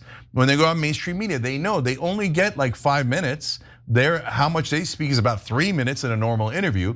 So can you do like Sarah Palin did back in the day? She realized, running in the first, she said I was really nervous and about the debate, about interviews and stuff. And then I realized I could just memorize talking points. And you just, no matter what the question is, you state that. That was Kamala Harris 101. So people would have found out that she has no authentic self. That's why Anna's right. But that's why we shouldn't have picked her. But we didn't pick her, she was anointed. And then lastly, on this, Kamala Harris, as Anna read to you, said, I wanted to reach those guys who might not otherwise hear from me. So then my question is, so why didn't you? So she's making it seem like her staff overruled her. Well, then I don't want you as president. Like if I want to do something and I'm running for president, I'm not gonna say, Democratic consultant told me not to, so I didn't. That reeks of weakness. If you wanted to do it, you should have done it. Don't tell me afterwards, I didn't do it because I was led by Democratic consultants. I'm so weak I couldn't object. Harris's team asked Rogan if the interview could take place on October 25th when Harris would be in Texas for a rally. Rogan's team stated that was a personal day for Rogan and asked if the 26th was possible. Harris was unavailable that day and the interview never happened. Harris also stated that on Rogan's personal day, October 25th, he interviewed Donald Trump. So there's Harris's side of the story, and I don't believe her excuse at all. So what did Rogan have to say about this? Well, let's turn to him because he addressed the situation actually a few times now. And he says that here's what he said on February of this year. One of the things he said that weren't true was that we lied about the day that Trump was coming on. No, we just didn't tell you that Trump was coming on. He was already booked a long time ago. This is how it worked. Trump was really easy to book, like super easy. We offered one day, he said yes, that was it. They never committed to doing the show. So all this talk, there was another thing they said that the reason why they did the Beyonce thing, the Beyonce event in Houston, was so that they could be in Texas to do my show. They never agreed to do the show. They also said that they sent someone down here to the studio to do a walkthrough of the set. That's not true. Even after Trump went on, they offered for me to come to DC and do a show with Kamala. But even then, it was the same deal. It was only like 45 minutes to an hour. And it was not on my set. I wanted to release both of them on the same day. This was my goal. I was even trying to figure out if there was a way that I could do it. And I even offered to do it late that night. So the night that Trump came on, I'm like, what if we do her, like when she's done in Texas, if she came here? But no one ever committed to doing it. I believe him, I do. I believe him. I don't think that her argument really makes much sense. Rogan wasn't even finished with Harris yet. Here's more. They wanted a stenographer in the room. They wanted staff in the room. They wanted Trump was just in here by himself. Yeah. Just me, him, and Jamie. That's it. For 3 hours. Like they wanted to do everything. They wanted it very controlled. And they were really concerned that it wasn't going to be edited. So I don't think they ever really were sure they wanted to do it. Yeah. Even then, when they offered to do it in DC, my manager asked, is she committed to doing this? If I bring this to Joe, no, she hasn't committed to doing this. You talked to, what's that guy's name? Brett Breyer? Yeah. Where they cut that off after 20 minutes. When they did that, that's when I was like, look, it's got to be in the studio. It's got to be in the studio and it's got to be real. It's got to be a real conversation. I had entertained a couple of times going to, but I was like, 45 minutes is just not enough. You and I have been talking an hour and a half already. Yeah. Yeah, it's just like, it's not enough time. You need more time. You need more time to find out what makes someone tick. And that's, probably what she was afraid of. Probably what they were afraid of. Maybe not her. I don't think they should have been. I think we would have had a good old time. No, you're a good guy. I think we would have had fun. All right, we've got a minute 30. Go ahead, Cenk. Yeah, I believe him 100%. So one of the reasons I believe him is because he says honest things like, yeah, we didn't tell him about when we were gonna do the Trump interview. So like he's admitting that they were, they played that game with them. Whereas the Kamala Harris people never admit any fault. And yeah, that sounds like Democrats. Come to DC and then maybe we'll give you an interview. Okay, which leads me to my most important point. Hey, schmucks of the world that run the Democratic Party, when the biggest show in America asks you to come on right before an election, you go on. It's not complicated at all. At all. You don't go, oh, maybe 45 minutes, maybe you come here and then maybe I give you an interview, maybe I don't. No, you go, yes, of course I'd like to come on. Why? Like if I was the candidate, oh my God, I would have done it twice, 3 times, 4 times. I would have done every podcast 2, 3 times over. Why? Because you're trying to reach people. You're trying to convince them. You're trying to get them to vote for you. Democratic politicians don't even try. And then they wonder, oh, how did we lose? You lost because you didn't even bother making your case. And now you want to try to convince me afterwards with an obvious bunch of lies? And even if they were true, it reeks of weakness. Oh, we couldn't handle an interview. Oh, my consultants told me not to do it. Pathetic. For God's sake, next time we have a primary, let's pick someone strong and smart that can make our case for us instead of weaklings constructed by Democratic consultants who robbed the party blind. All right, bonus episode is next. tyt.com/join, and we'll see you there.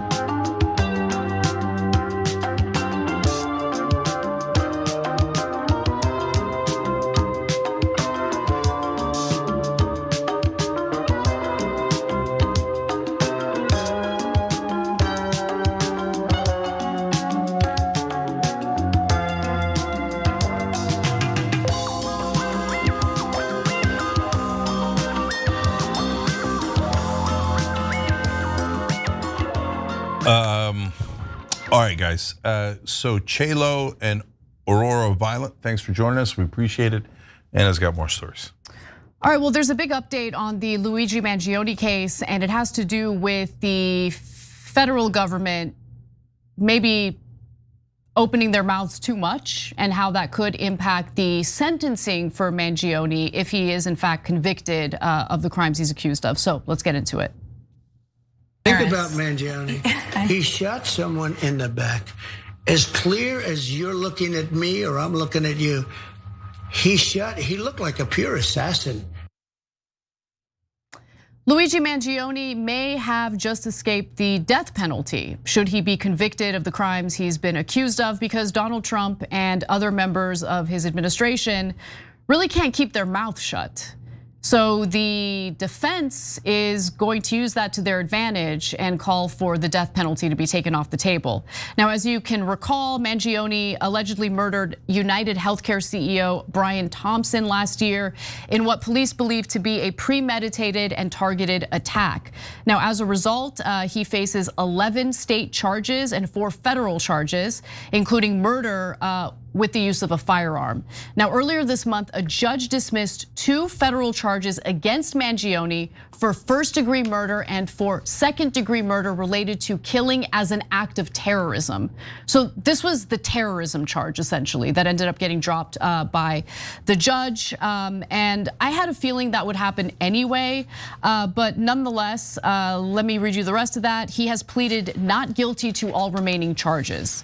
But since he's pleaded not guilty, it's gonna go to trial. Now, if convicted of a federal charge of murder through use of a firearm, Mangione could still face the death penalty, and Attorney General Pam Bondi issued a public statement in April directing prosecutors to seek the death penalty. But there is a complication developing. So back in April, US District Judge Margaret Garnett basically warned prosecutors that they needed to follow local criminal rule 23.1. Now, what is that? So the text of that rule imposes an affirmative duty on the lawyers, police officers, private investigators, and employees of the defense attorneys or government prosecutors involved in a case not to release or authorize the release of non-public information in connection with pending or imminent criminal litigation with which they are associated, if there is a substantial likelihood that such dissemination will interfere with a fair trial or otherwise prejudice the due administration of justice. Cenk, that's lawyer talk. Tell us what that is. Yeah, so the judge often will tell the lawyers, hey, don't say anything publicly that's gonna taint the jury pool. And so there's other reasons to give those instructions, but that's very well known in the legal community. You often don't even have to say it, it's kind of obvious. But with the Trump team, they're always like shooting their mouth off. So the judge was smart to give that warning. And did they listen to that warning, Anna?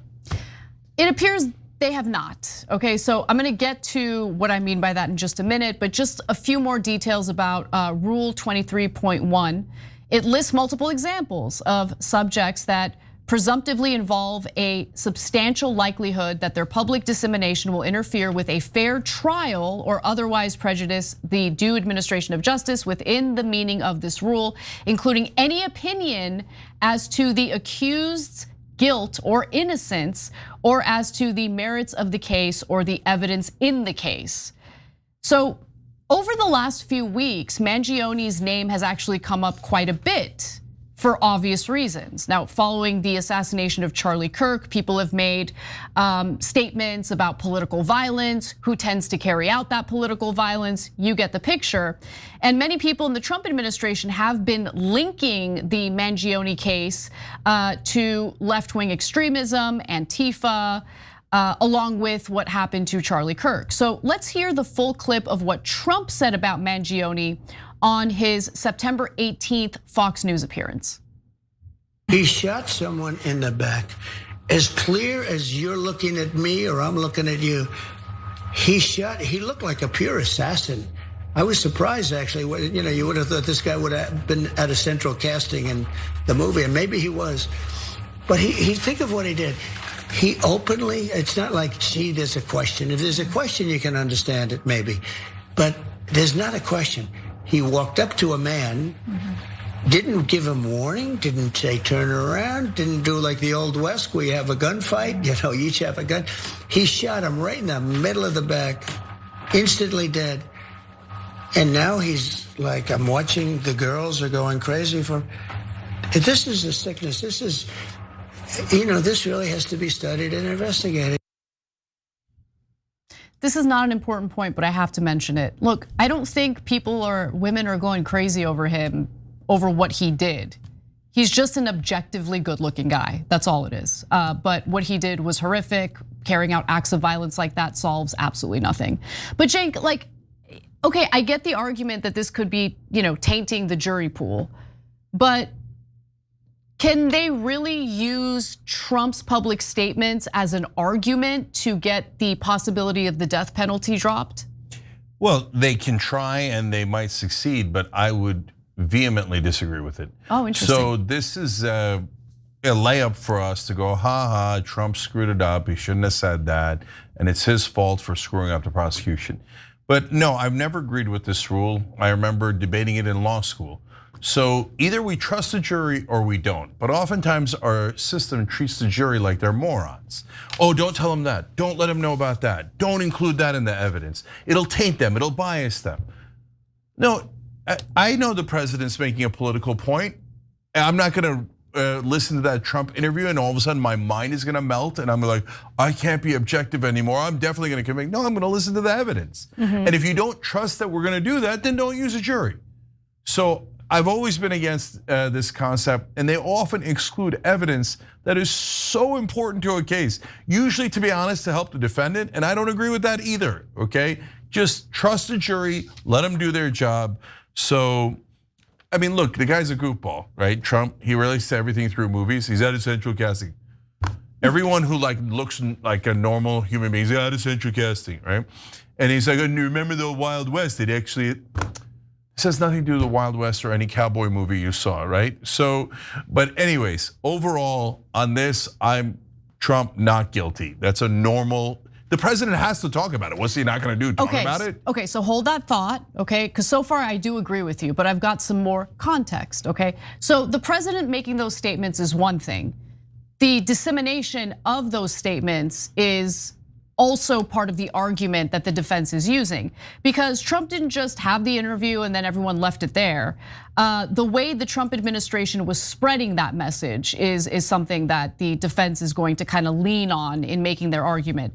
So the Trump clip was shared on Trump's Rapid Response 47X account, which opened the door for another high-ranking DOJ official or other high-ranking DOJ officials to amplify it as well. So Mangioni's defense team specifically cited this tweet, which was posted by Chad Gilmartin, the deputy director of the DOJ's Office of Public Affairs, and it was also retweeted by a guy by the name of Brian Neves, who is the chief of staff for Deputy AG Todd Blanche. And then these comments were made by White House Press Secretary Caroline Leavitt, and Stephen Miller was also cited as an example, so take a look at this. A left-wing assassin shot United Healthcare CEO Brian Thompson right in the back in the heart of New York City. This country is dealing with a rising threat of radical left-wing terrorism. There were two very nearly successful attempts on President Trump's life. Of course, the healthcare CEO was brutally gunned down by another self-described so-called anti-fascist. That was then celebrated by other self-described anti-fascists, who of course are really communist revolutionaries. Mangione, he's not a communist revolution. Okay, all right, anyway. All right, so as a result of all of this, right, Trump's statements, and then the dissemination of his statements by administration officials, Mangione's legal team is arguing the following. The government very well knows this statement to be false, as they are in possession of his alleged extensive journal writings where the writer never once mentions being anti or pro-fascist. The government has indelibly prejudiced Mr. Mangione by basically linking him to unrelated violent events and left-wing extremist groups despite there being no connection or affiliation. I think that's a pretty legitimate argument to make. Yeah, I don't know. So first of all, I can't stand Stephen Miller's comments or Caroline Levitt's. Oh, hate each other. There's this mythical radical left-wing extremist coordination. Who did Mangione coordinate with? Who did Tyler Robinson coordinate with? You're just making it up. Like, oh, there's Antifa. They're still on Antifa. I've never met a single person from Antifa. I've never seen a single person from Antifa on air. Maybe I'm missing it, right? I'm not saying that none exists, right? But they're like creating it as like some sort of boogeyman and there's cells of Antifa. It's just all nonsense. It's going to be a catch-all, label for anyone on the left. Oh, can you believe they're against fascists or whatever they are saying, okay? But the reason why I'm saying overall, if I'm in the jury pool, or if I'm on the prosecution, I can make the counter argument. He's saying that Mangione was left wing. They said left wing a bunch of times because they're trying to drive their own political agenda about how everyone in the country should hate the left wing and we should all hate each other, etc. Right? But New York is mainly left wing, so maybe that helps them that they keep characterizing him as left wing. Damn, that is actually a pretty good argument. Yeah, and so we either trust the jury or we don't. If they heard that, loathsome Stephen Miller speaking against Mangione, I don't know, Stephen Miller's like one of the most unpopular people in the country. Like that, again, that might help Mangione. Like, oh, Stephen Miller's against you? Okay, then now you might be a good guy, right? So like, my point is, you don't know which way it's gonna cut. That's true, but it still would prejudice the Then we jury. can't, all of us can never say anything about the Mangione case because it might taint the jury pool. It's absurd. Do we all have to shut up about it for the rest of our lives until the case is over? I don't think so, no. No, I don't agree. I actually like the jury system, and a lot of people don't, but I do. But I would trust the jury way more than we do right now. I agree with you on the jury. Let's also just note that Cenk is commenting on the argument used by the defense to try to get the possibility of the death penalty dropped. That doesn't mean Cenk is in favor of the death penalty. So I just don't want anyone to conflate the two things because he's on the record as against the death penalty multiple times. Yes. All right, let's move on to this next story about, I can't believe it, it's a second day. This is still going on. It's Escalator Gate, it hasn't ended, it continues. There was some concerning reporting over the weekend from the London Times, as you pointed out, that UN globalist staffers were basically plotting to set up the president of the United States.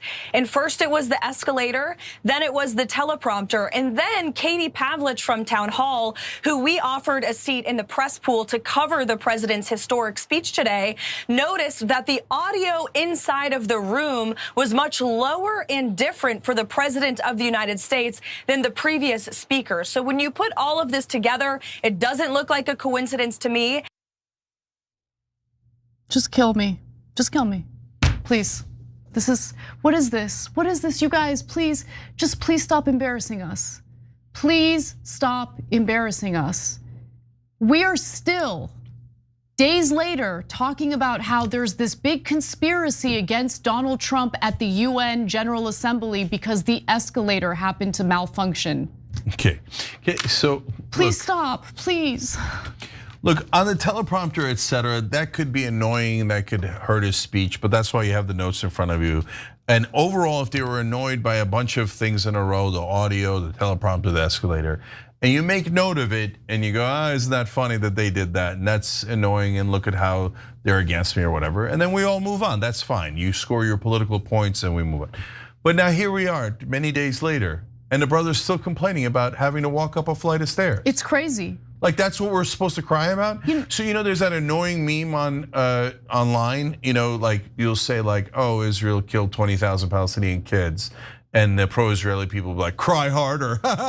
Yeah, we murdered the kids, cry harder, right? I loathe it, right? But in this case, oh, you had to walk up a flight of stairs. Cry harder, brother, come on. I heard that's the big global conspiracy against you? The conspiracy to make you walk?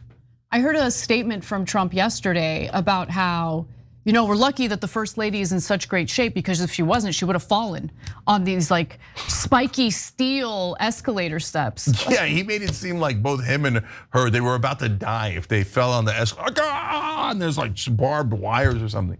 By the way, the guy who brags about Alligator Alcatraz, right? The alligators are gonna eat him. Oh my God, I had to walk up a flight of stairs. I hope you're all right, dog. Can you imagine, think about, I want everyone, every single one of you, to just stop and think about all the little minor things that go wrong in any given day. Like today, gnats, there's gnats, these little gnats in this freaking studio. In my coffee, they went in my coffee, I can't drink my coffee. So can you imagine? Global conspiracy. There needs to be an investigation into TYT. I think Edwin Umania, sabotage. That's what he's doing. He doesn't want me to be caffeinated, appropriately caffeinated for the show. Sabotage. That's what that is. Poor Edwin just got thrown under the bus. Okay, so really, guys, an investigation into having to walk up a flight of stairs. Please stop embarrassing us. Investigation. Please stop. Okay, so in a long-winded rant on Truth Social yesterday, Trump wrote the following. I just want the international community to know that even though he was elected as president of the United States, he is not necessarily reflective of all Americans. Okay, just get that out of the way. In a long-winded rant on Truth Social, he wrote, a real disgrace took place at the United Nations yesterday. Not one, not two, but three very sinister events. Sinister. First, the escalator going up to the main speaking floor came to a screeching halt. It stopped on a dime. It's amazing that Melania and I didn't fall forward onto the sharp edges of these steel steps, face first. Amazing. It was only that we were each holding the handrail tightly, or it would have been a disaster. A disaster. This was absolutely sabotage. As noted by a days earlier post in the London Times that said UN workers joked about turning off an escalator. The people that did it should be arrested. The people who made the president walk up a flight of stairs need to be investigated and arrested. Okay, Trump is, if this were true, if it is in fact the case that UN workers were joking around about sabotaging Trump and the First Lady by just halting the escalator the second they want to step on it. They are does Trump know that he is feeding into exactly what those individuals would want by humiliating himself on this multi-day tirade against the UN? No, he does not know that. Look, guys, I don't think that it's impossible that somebody was messing with him, right? I mean, again, if I was in his role, I would say, big tall glass of so what? Let's move on with our lives. Are we gonna invade Venezuela or are we not, right? Are we going to let Israel slaughter more people and rob the American people and give it to Israel or not, right? There's giant issues at hand. Are you gonna do anything about any of the promises that you made? You said you'd cut defense, you didn't, right? You say you'd look out for the average man, you didn't. Instead, we're spending all of our time worried about, is he okay? You had to walk up a flight, It gets better though. Jesus, man, how much are you gonna cry, little baby? It gets better, it gets better. It's not working, look at them. Yeah. Could have been a disaster still. So, let me just remind you all, as this administration is taking out loans that American taxpayers are gonna be responsible for in order to help Israel fund its atrocities in Gaza and elsewhere in the Middle East. That's not a problem. That's not something that's leading to actual physical harm of innocent people. But Laura Loomer has referred to the video that you just watched as part of a globalist assassination attempt. But that's weirdly telling on yourself. They're like, the president, our leader is so weak that if he has to walk up a flight of stairs, he might die. Global assassination attempt. And they said that Biden was couldn't serve a full 4 years. By the way, they were right. Okay. And then he was not physically capable of the job. they were right. Okay, but Trump, they're like, oh my God, if he has to walk up a flight of stairs, he's gonna die. Well, aren't you just admitting that he's as bad a physical shape as Joe Biden? You know that Trump recently mentioned, first of all, during his UN General Assembly address, his speech, of course, he mentioned how much he deserves the Nobel Peace Prize again, which is like, I can't believe how embarrassing that is. But okay, put that aside. Earlier, he had also given himself credit for brokering a peace deal between Armenia and Cambodia. Biden 101, right? Right? Yeah, I'm not like that's bad, guys. That's really bad. Cambodia. What does Cambodia and Armenia have anything to do with? They like each other, from what I know. I mean, or indifferent, I don't know, but I think the Armenia-Cambodia war would be the most difficult war to execute. Like they're both Cambodia and Armenia is like, I really have no idea how to hit them. Like they're halfway across, they're not halfway, they're completely across the world. How do we get to them? But the good news is in that war, literally no one might die. Unless they had to walk up a flight of stairs. Okay, so look, I wanna be as fair as possible, as always, right? So there has been some reporting that there were some UN workers who were overheard joking about Trump. Okay, so this is from the Sunday Times. They reported that figures inside the UN had been overheard joking about stunts they could pull to highlight its funding shortfall because the Trump administration was withholding cash. One joke doing the rounds was that they could turn the escalators off and lifts and simply tell Trump they had run out of money. Okay. So like, okay, there are things that people will do to you throughout your life, little things that are meant to bait you, that are meant to trigger you, if you will. I had a tampon thrown at me during a debate about Israel, and I had two options. Either get triggered and lose my mind over it, or laugh about the fact that a grown man was walking around with a tampon in his pocket so he could engage in a stunt using a prop in a debate that he knew he was gonna lose. So I didn't take the bait. Damn. Okay, here's an example with people I actually love. Went to Disney World with family members and friends. And I had to go to the bathroom, went to the bathroom, came back out of the bathroom, everyone was gone. They wanted me to freak out about being abandoned. You know what I did? I knew they were playing a trick on me. I sat down on some steps and patiently waited until they emerged, and they did. Like, don't feed into you being pranked and make yourself look like more of a clown. You get what I'm saying? Anna, it sounds like they were trying to assassinate you. Once my friends would go whitewater rafting, we got out of the boat and we were messing with each other. Every time somebody got out of the boat for whatever reason, we wouldn't let them back in for like a long time. And they're sometimes a little bit treacherous. There's rocks in there, and you got to try to either walk or float over there or whatever. Don't walk, float over there.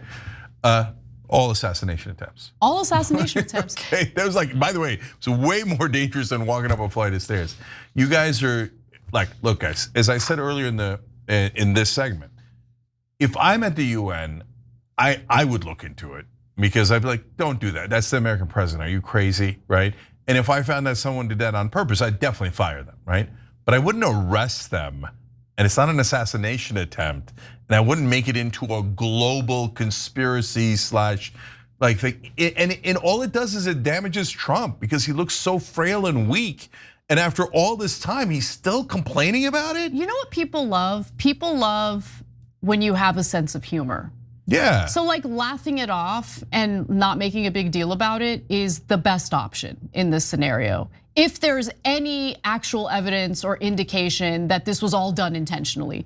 Now there have been some statements, including one from Farhan Aziz Haq, the UN spokesperson, who said that these were genuine mishaps, no one did this intentionally. Regarding the teleprompter, we have no comment since we don't operate the teleprompter. The interpretation audio was heard when a non-official interpreter pressed the wrong button, which briefly allowed a non-UN interpreter to be heard.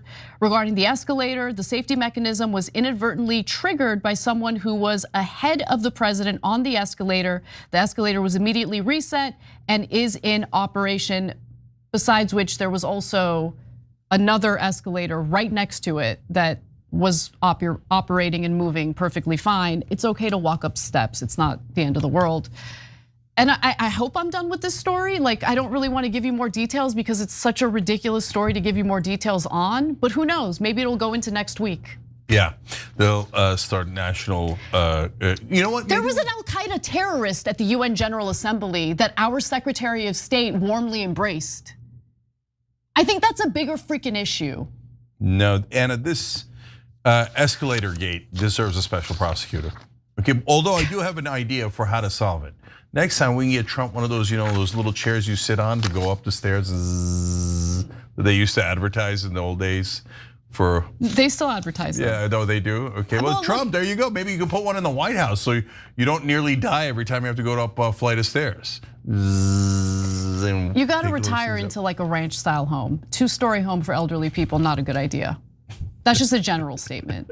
I mean, if you buy a 2-story home and you're as elderly and frail as Trump, apparently you're trying to assassinate yourself. Okay, or just walk up the damn stairs and stop crying. Yeah, agreed. All right, that's it. Okay, so that's not all though. Everybody stay right here because I've got an interview with Dr. Cindy Banyai coming up.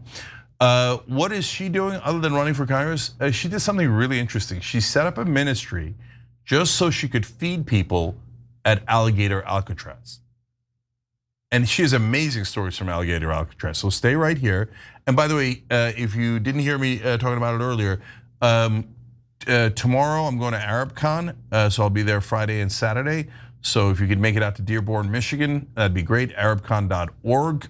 And for all you guys, 20% off if you use the code TYT20, okay, TYT20. That's just to get you guys a discount. There's no sponsorship or anything like that. So hopefully I'll see you in Dearborn, Michigan, but stay right here. Great interview coming up.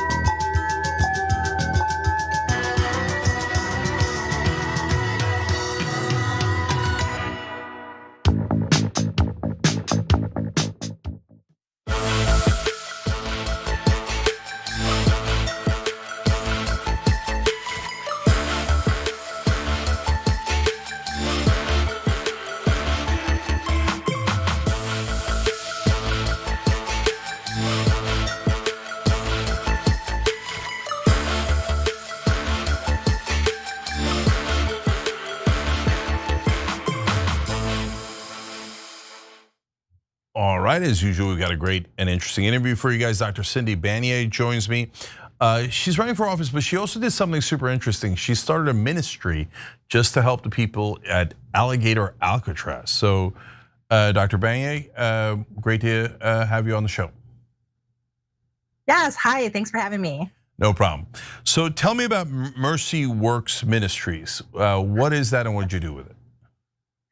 So Mercy Works Ministries is a church, an outreach-based, faith-based outreach program that we started to help people who have been affected by ICE in our region, people who are tonight getting picked up by ICE. We're gonna be out probably all night and tomorrow helping those folks and their families after they've been left behind. And we were really interested in being able to get into Alligator Alcatraz and learn what it's like there on a day-to-day basis for the folks inside. And do they let religious organizations go help those folks? Is that why? So yeah, that was why we had started Mercy Works Ministries, and is actually under Graham Walker, who is our lead CEO and our lead pastor in that. And we had wanted to get in. They were starting to let the Catholic groups get in. And we had hoped to be able to get in to learn, because it's been such an enigma as to what's actually happening, especially in the early days of Alligator Alcatraz. And we had seen this as a way that we could get in and learn. And unfortunately, we were never actually able to get in. The only group that ever got in was one Catholic group got in one time. And from then, all these religious organizations, anybody who was looking to help connect and serve folks on the inside of Alligator Alcatraz were not allowed in. And that was part and parcel because of the lawsuits and the situation of whether or not they were even going to continue to have detainees there or not. So the situation, according to the state of Florida, is still no one can access them. So did you get any reports from either the Catholic folks who went in or anyone else about the conditions in Alligator Alcatraz? Oh yeah, so we have been working together through our various organizations. I am also part of an organization called Save Our Democracy that has been doing a lot of mutual aid work and helping to get things like resistance funds and legal funds out to the organizations. But yeah, we've heard that the conditions have been horrible. There's been moldy food. There's been people put into a heated box, and heated because it's outside in the Florida sun, but not great conditions. People forced to do PT out in the sun, physical like punishment for not doing things properly. And then of course, as you heard when it first opened, there was flooding. From the very first day, it was flooded. We've heard up to a perpetual amount of 4 to 6 inches of water have perpetually been around the facility, as well as really unsanitary conditions from the latrines, which was one of the original concerns that I had in a viral clip that went viral over the summer, as I was talking about like, where's all this poop gonna go, right? We got hundreds of people in the middle of the Everglades, what's gonna happen? And basically, it's as bad or worse as we anticipated. And what's the current state of Alligator Alcatraz? Well, what we understand, there's about 200 people inside. The facility is supposed to be able to service about 5,000 people. So it's a significant reduction of folks who are there.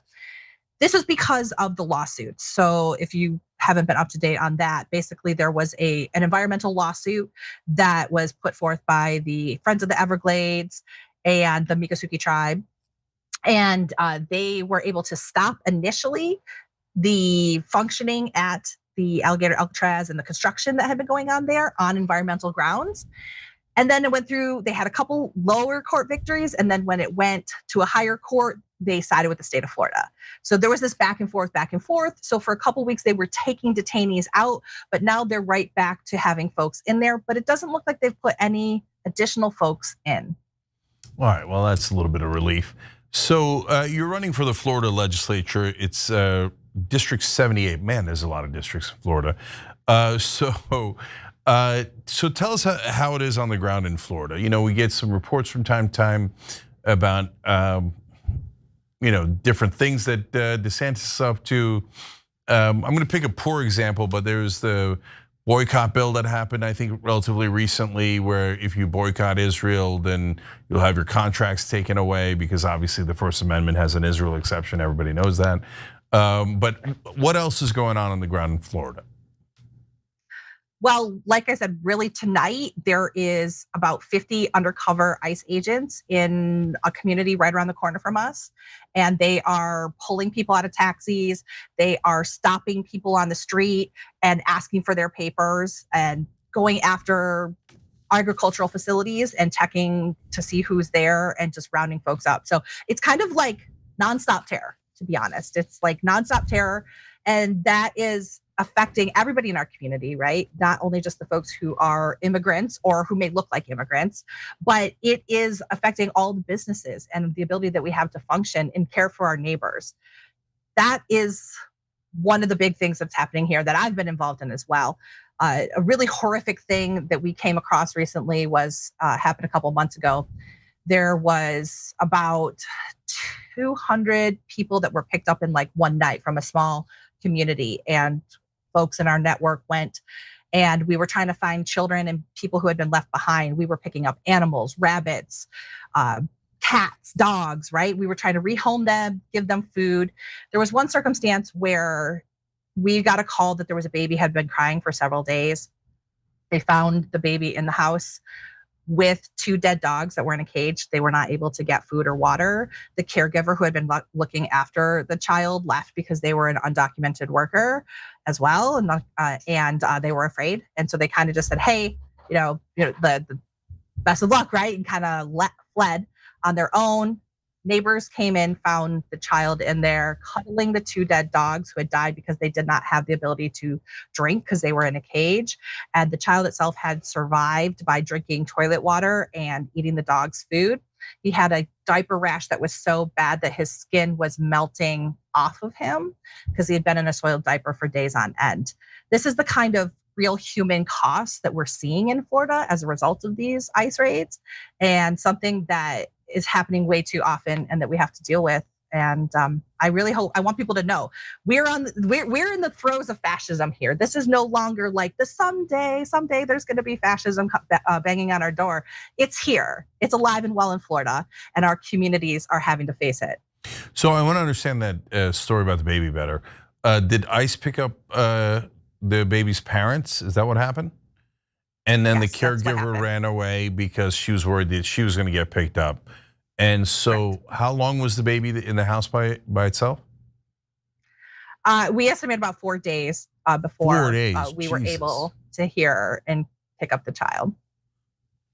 So people who were picked up, do they get to call anybody and tell them, "Hey, I've got a baby in the house, somebody go help them"? No, no, they're not. I mean, this is like straight up Gestapo picking up people off the street. We've even seen circumstances where people were driving a car, parents were driving a car, they arrest the parents, they leave the children in the car. Away they take the parents to Alligator, Alcatraz, and sometimes they're even just flying them to another facility, because this is not about convenience. This is about who can make the most money off these detainees around the country, okay? So they're leaving children all over the place. We have helped to find care for about 1,000 children just over the past couple months. This is a horrific situation, and no, they're not getting the ability to call anybody. And it's the folks who are in the communities who are forced to kind of pick up the pieces and try to help in the best way that they can. Yeah, that's amazing. And do you know if there's any organizations that are specifically trying to help the kids if their parents have been deported? Well, Mercy Works Ministries has been very involved in this, as have Save Our Democracy. We've been working to fundraise and to help folks. But basically, we're in kind of a pickle here in Florida because the Department of Children and Families, they are like mandatory reporters, and they're collaborating with ICE. So if there's a circumstance where unaccompanied minors are basically in contact with DCF, it's very likely that they may be deported on their own back to their home country and are at high risk for trafficking. And that's a very dangerous situation here. So it's very difficult because we can no longer trust the institutions to do what's right by people in this state. Interesting. So you were running against this person, Jenna Persons Malika. I don't know. I don't know her because it's a local race. So why should people vote for you instead of her? So I am the people's candidate, that's one of the things that I like to talk about. I have 100% grassroots support, no corporate dollars, no big PAC dollars coming from scary dark money. I'm people funded. My opponent, by the way, I just went through her campaign finance stuff. She's got only 6 people, like 6 actual humans who have contributed to her campaign in the last year, who are not corporations or PACs. And that is between herself and the PAC that she runs as well. So she is somebody who's a complete shill. She is a DeSantis bootlicker. She was the co-sponsor of the 6-week abortion ban here in the state of Florida. And she just sponsored the democracy killing ballot initiative here in the state of Florida, which has made it nearly impossible for citizens to have a ballot initiative like we saw with the abortion and with the recreational marijuana in the past couple of years. She sponsored that at the behest of Ron DeSantis.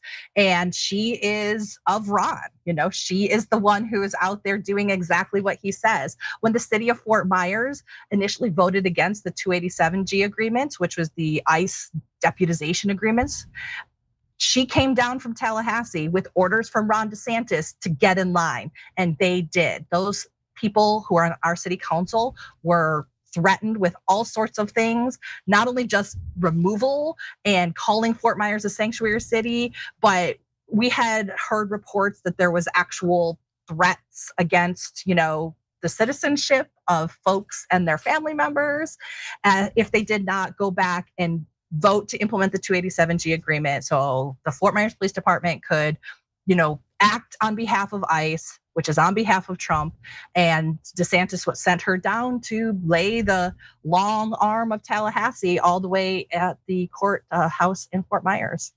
So reversing the ballot initiatives, making them harder and less democratic, that bothers me so much, because that's robbing the people of their sovereignty, of their democracy, of their ability to affect their government, right? So if she won despite supporting all those things, must be a pretty red district. So my last question is, what's your sense of what, if anything, can move some of those voters that voted for her but need to vote for you this time? Well, it's a very gerrymandered district. That's how it is in these places that are called red states or what have you. The city of Fort Myers itself is very Democratic. In fact, I won, quote unquote, won when I ran for Congress, the city of Fort Myers, because that's how many folks are actually Democratic and left leaning in this area. But the lines are drawn to be very favorable to Republicans, and they have all of their districts are like that in Florida, especially in this area in Florida. So to move people, what I've been doing is being authentic and talking about things that matter to us, like the fact that almost nobody can afford their insurance after Hurricane Ian. We were decimated here. And meanwhile, the insurance company has given people like Jenna Persons money to run, and they're jacking up their prices and dropping people. And now here we are, another hurricane season, and people don't even have insurance on their homes. That's a horrible thing to have when you live in a hurricane area, especially considering the fact that Trump is dismantling FEMA, and they sure as heck didn't fill the budget in the state of Florida with those dollars to help us. So if we get walloped here before the end of hurricane season, we're in big, big trouble. People are gonna lose their homes, people are gonna lose their lives, and we have no way to recoup it. That is to also add it on to the fact that we have an affordability crisis in this state and in this country. Regular people, wages have stagnated. There's virtually no middle class jobs in this area. It's a donut economy. We have a ton of retail jobs, and then we have retirees and CEOs at the top. Anybody who's a professional like me, there's only a handful of us here because there's only a handful of jobs. And our economy is so crap that we don't even have the ability to bring in the people that we need, like doctors. We have perennial openings for physicians in this area because their trailing spouses can't get a job, and our schools suck. You think that is a big deal? We can't even talk about the true history in this country, what happened because of the policies in the state of Florida. I was just talking with some other parents here today that they didn't even realize that if you teach about African American history or slavery in this country now, state policy for education in Florida is that you have to talk about the benefits to the enslaved people. That is a real thing that happens in Florida schools. So why would you move here for a job that isn't going to pay you? Your husband or wife can't get a job.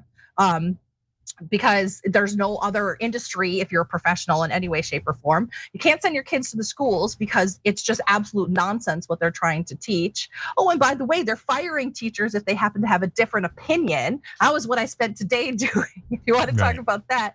But why would you even come here? We can't have that. So we have so many problems in this area. And I think that the regular people know that. They see that. And when I talk about those problems, the same problems that they're facing, they're relating a heck of a lot more to me than to somebody who is making a lot of money and gallivanting around the state doing exactly what Ron DeSantis told her to do. Okay, super last thing. So those are good economic messages about their real life problems like insurance and housing prices, et cetera. That's great. I think that's exactly the right way to go. I'm curious though, have you see any Trump voters or Republican voters that seem disillusioned? And is there anything that has made them disillusioned or not? I mean, I don't want to invent a thing that isn't happening. I'm curious to ask you about. Yeah, I will say that there's a lot of folks who are disillusioned. There was a split several years ago between your classic like Bush Republicans, your fiscal conservative types, versus your kind of like MAGA-verse folks, like the ones who are really excited about, rounding up the immigrants, the mass deportation, the people who are down at Alligator, Alcatraz taking selfies. There was a big break. And there continues to be a huge, tussle between the Republicans here. So a lot of that does have to do with whether or not people are kind of wanting more of the MAGA disruption and culture war stuff, or if they maybe just want like a stable economy, because that's like the new group of folks that are peeling off from the Republicans that I can see here. But the unfortunate thing that I also see is there's a lot of people who are kind of doubling down. They love it. They love the mass deportations. They love that there's military in the streets in different cities, and they want them to come here. It makes them feel comfortable and safe. So I've been really working hard to help people understand what's going on and how serious it is and how it can eventually affect them. And then also listening to their concerns so that we can make policy and be responsive to those people who are feeling unsafe and insecure for whatever reason. Yep. All right, Dr. Cindy Banyai, she's running in Florida House of Representatives District 78, out there trying to do some good work and trying to help people in that district. We appreciate you coming on. Thank you so much. Yep. All right, guys, that's all for today. We'll see you all tomorrow.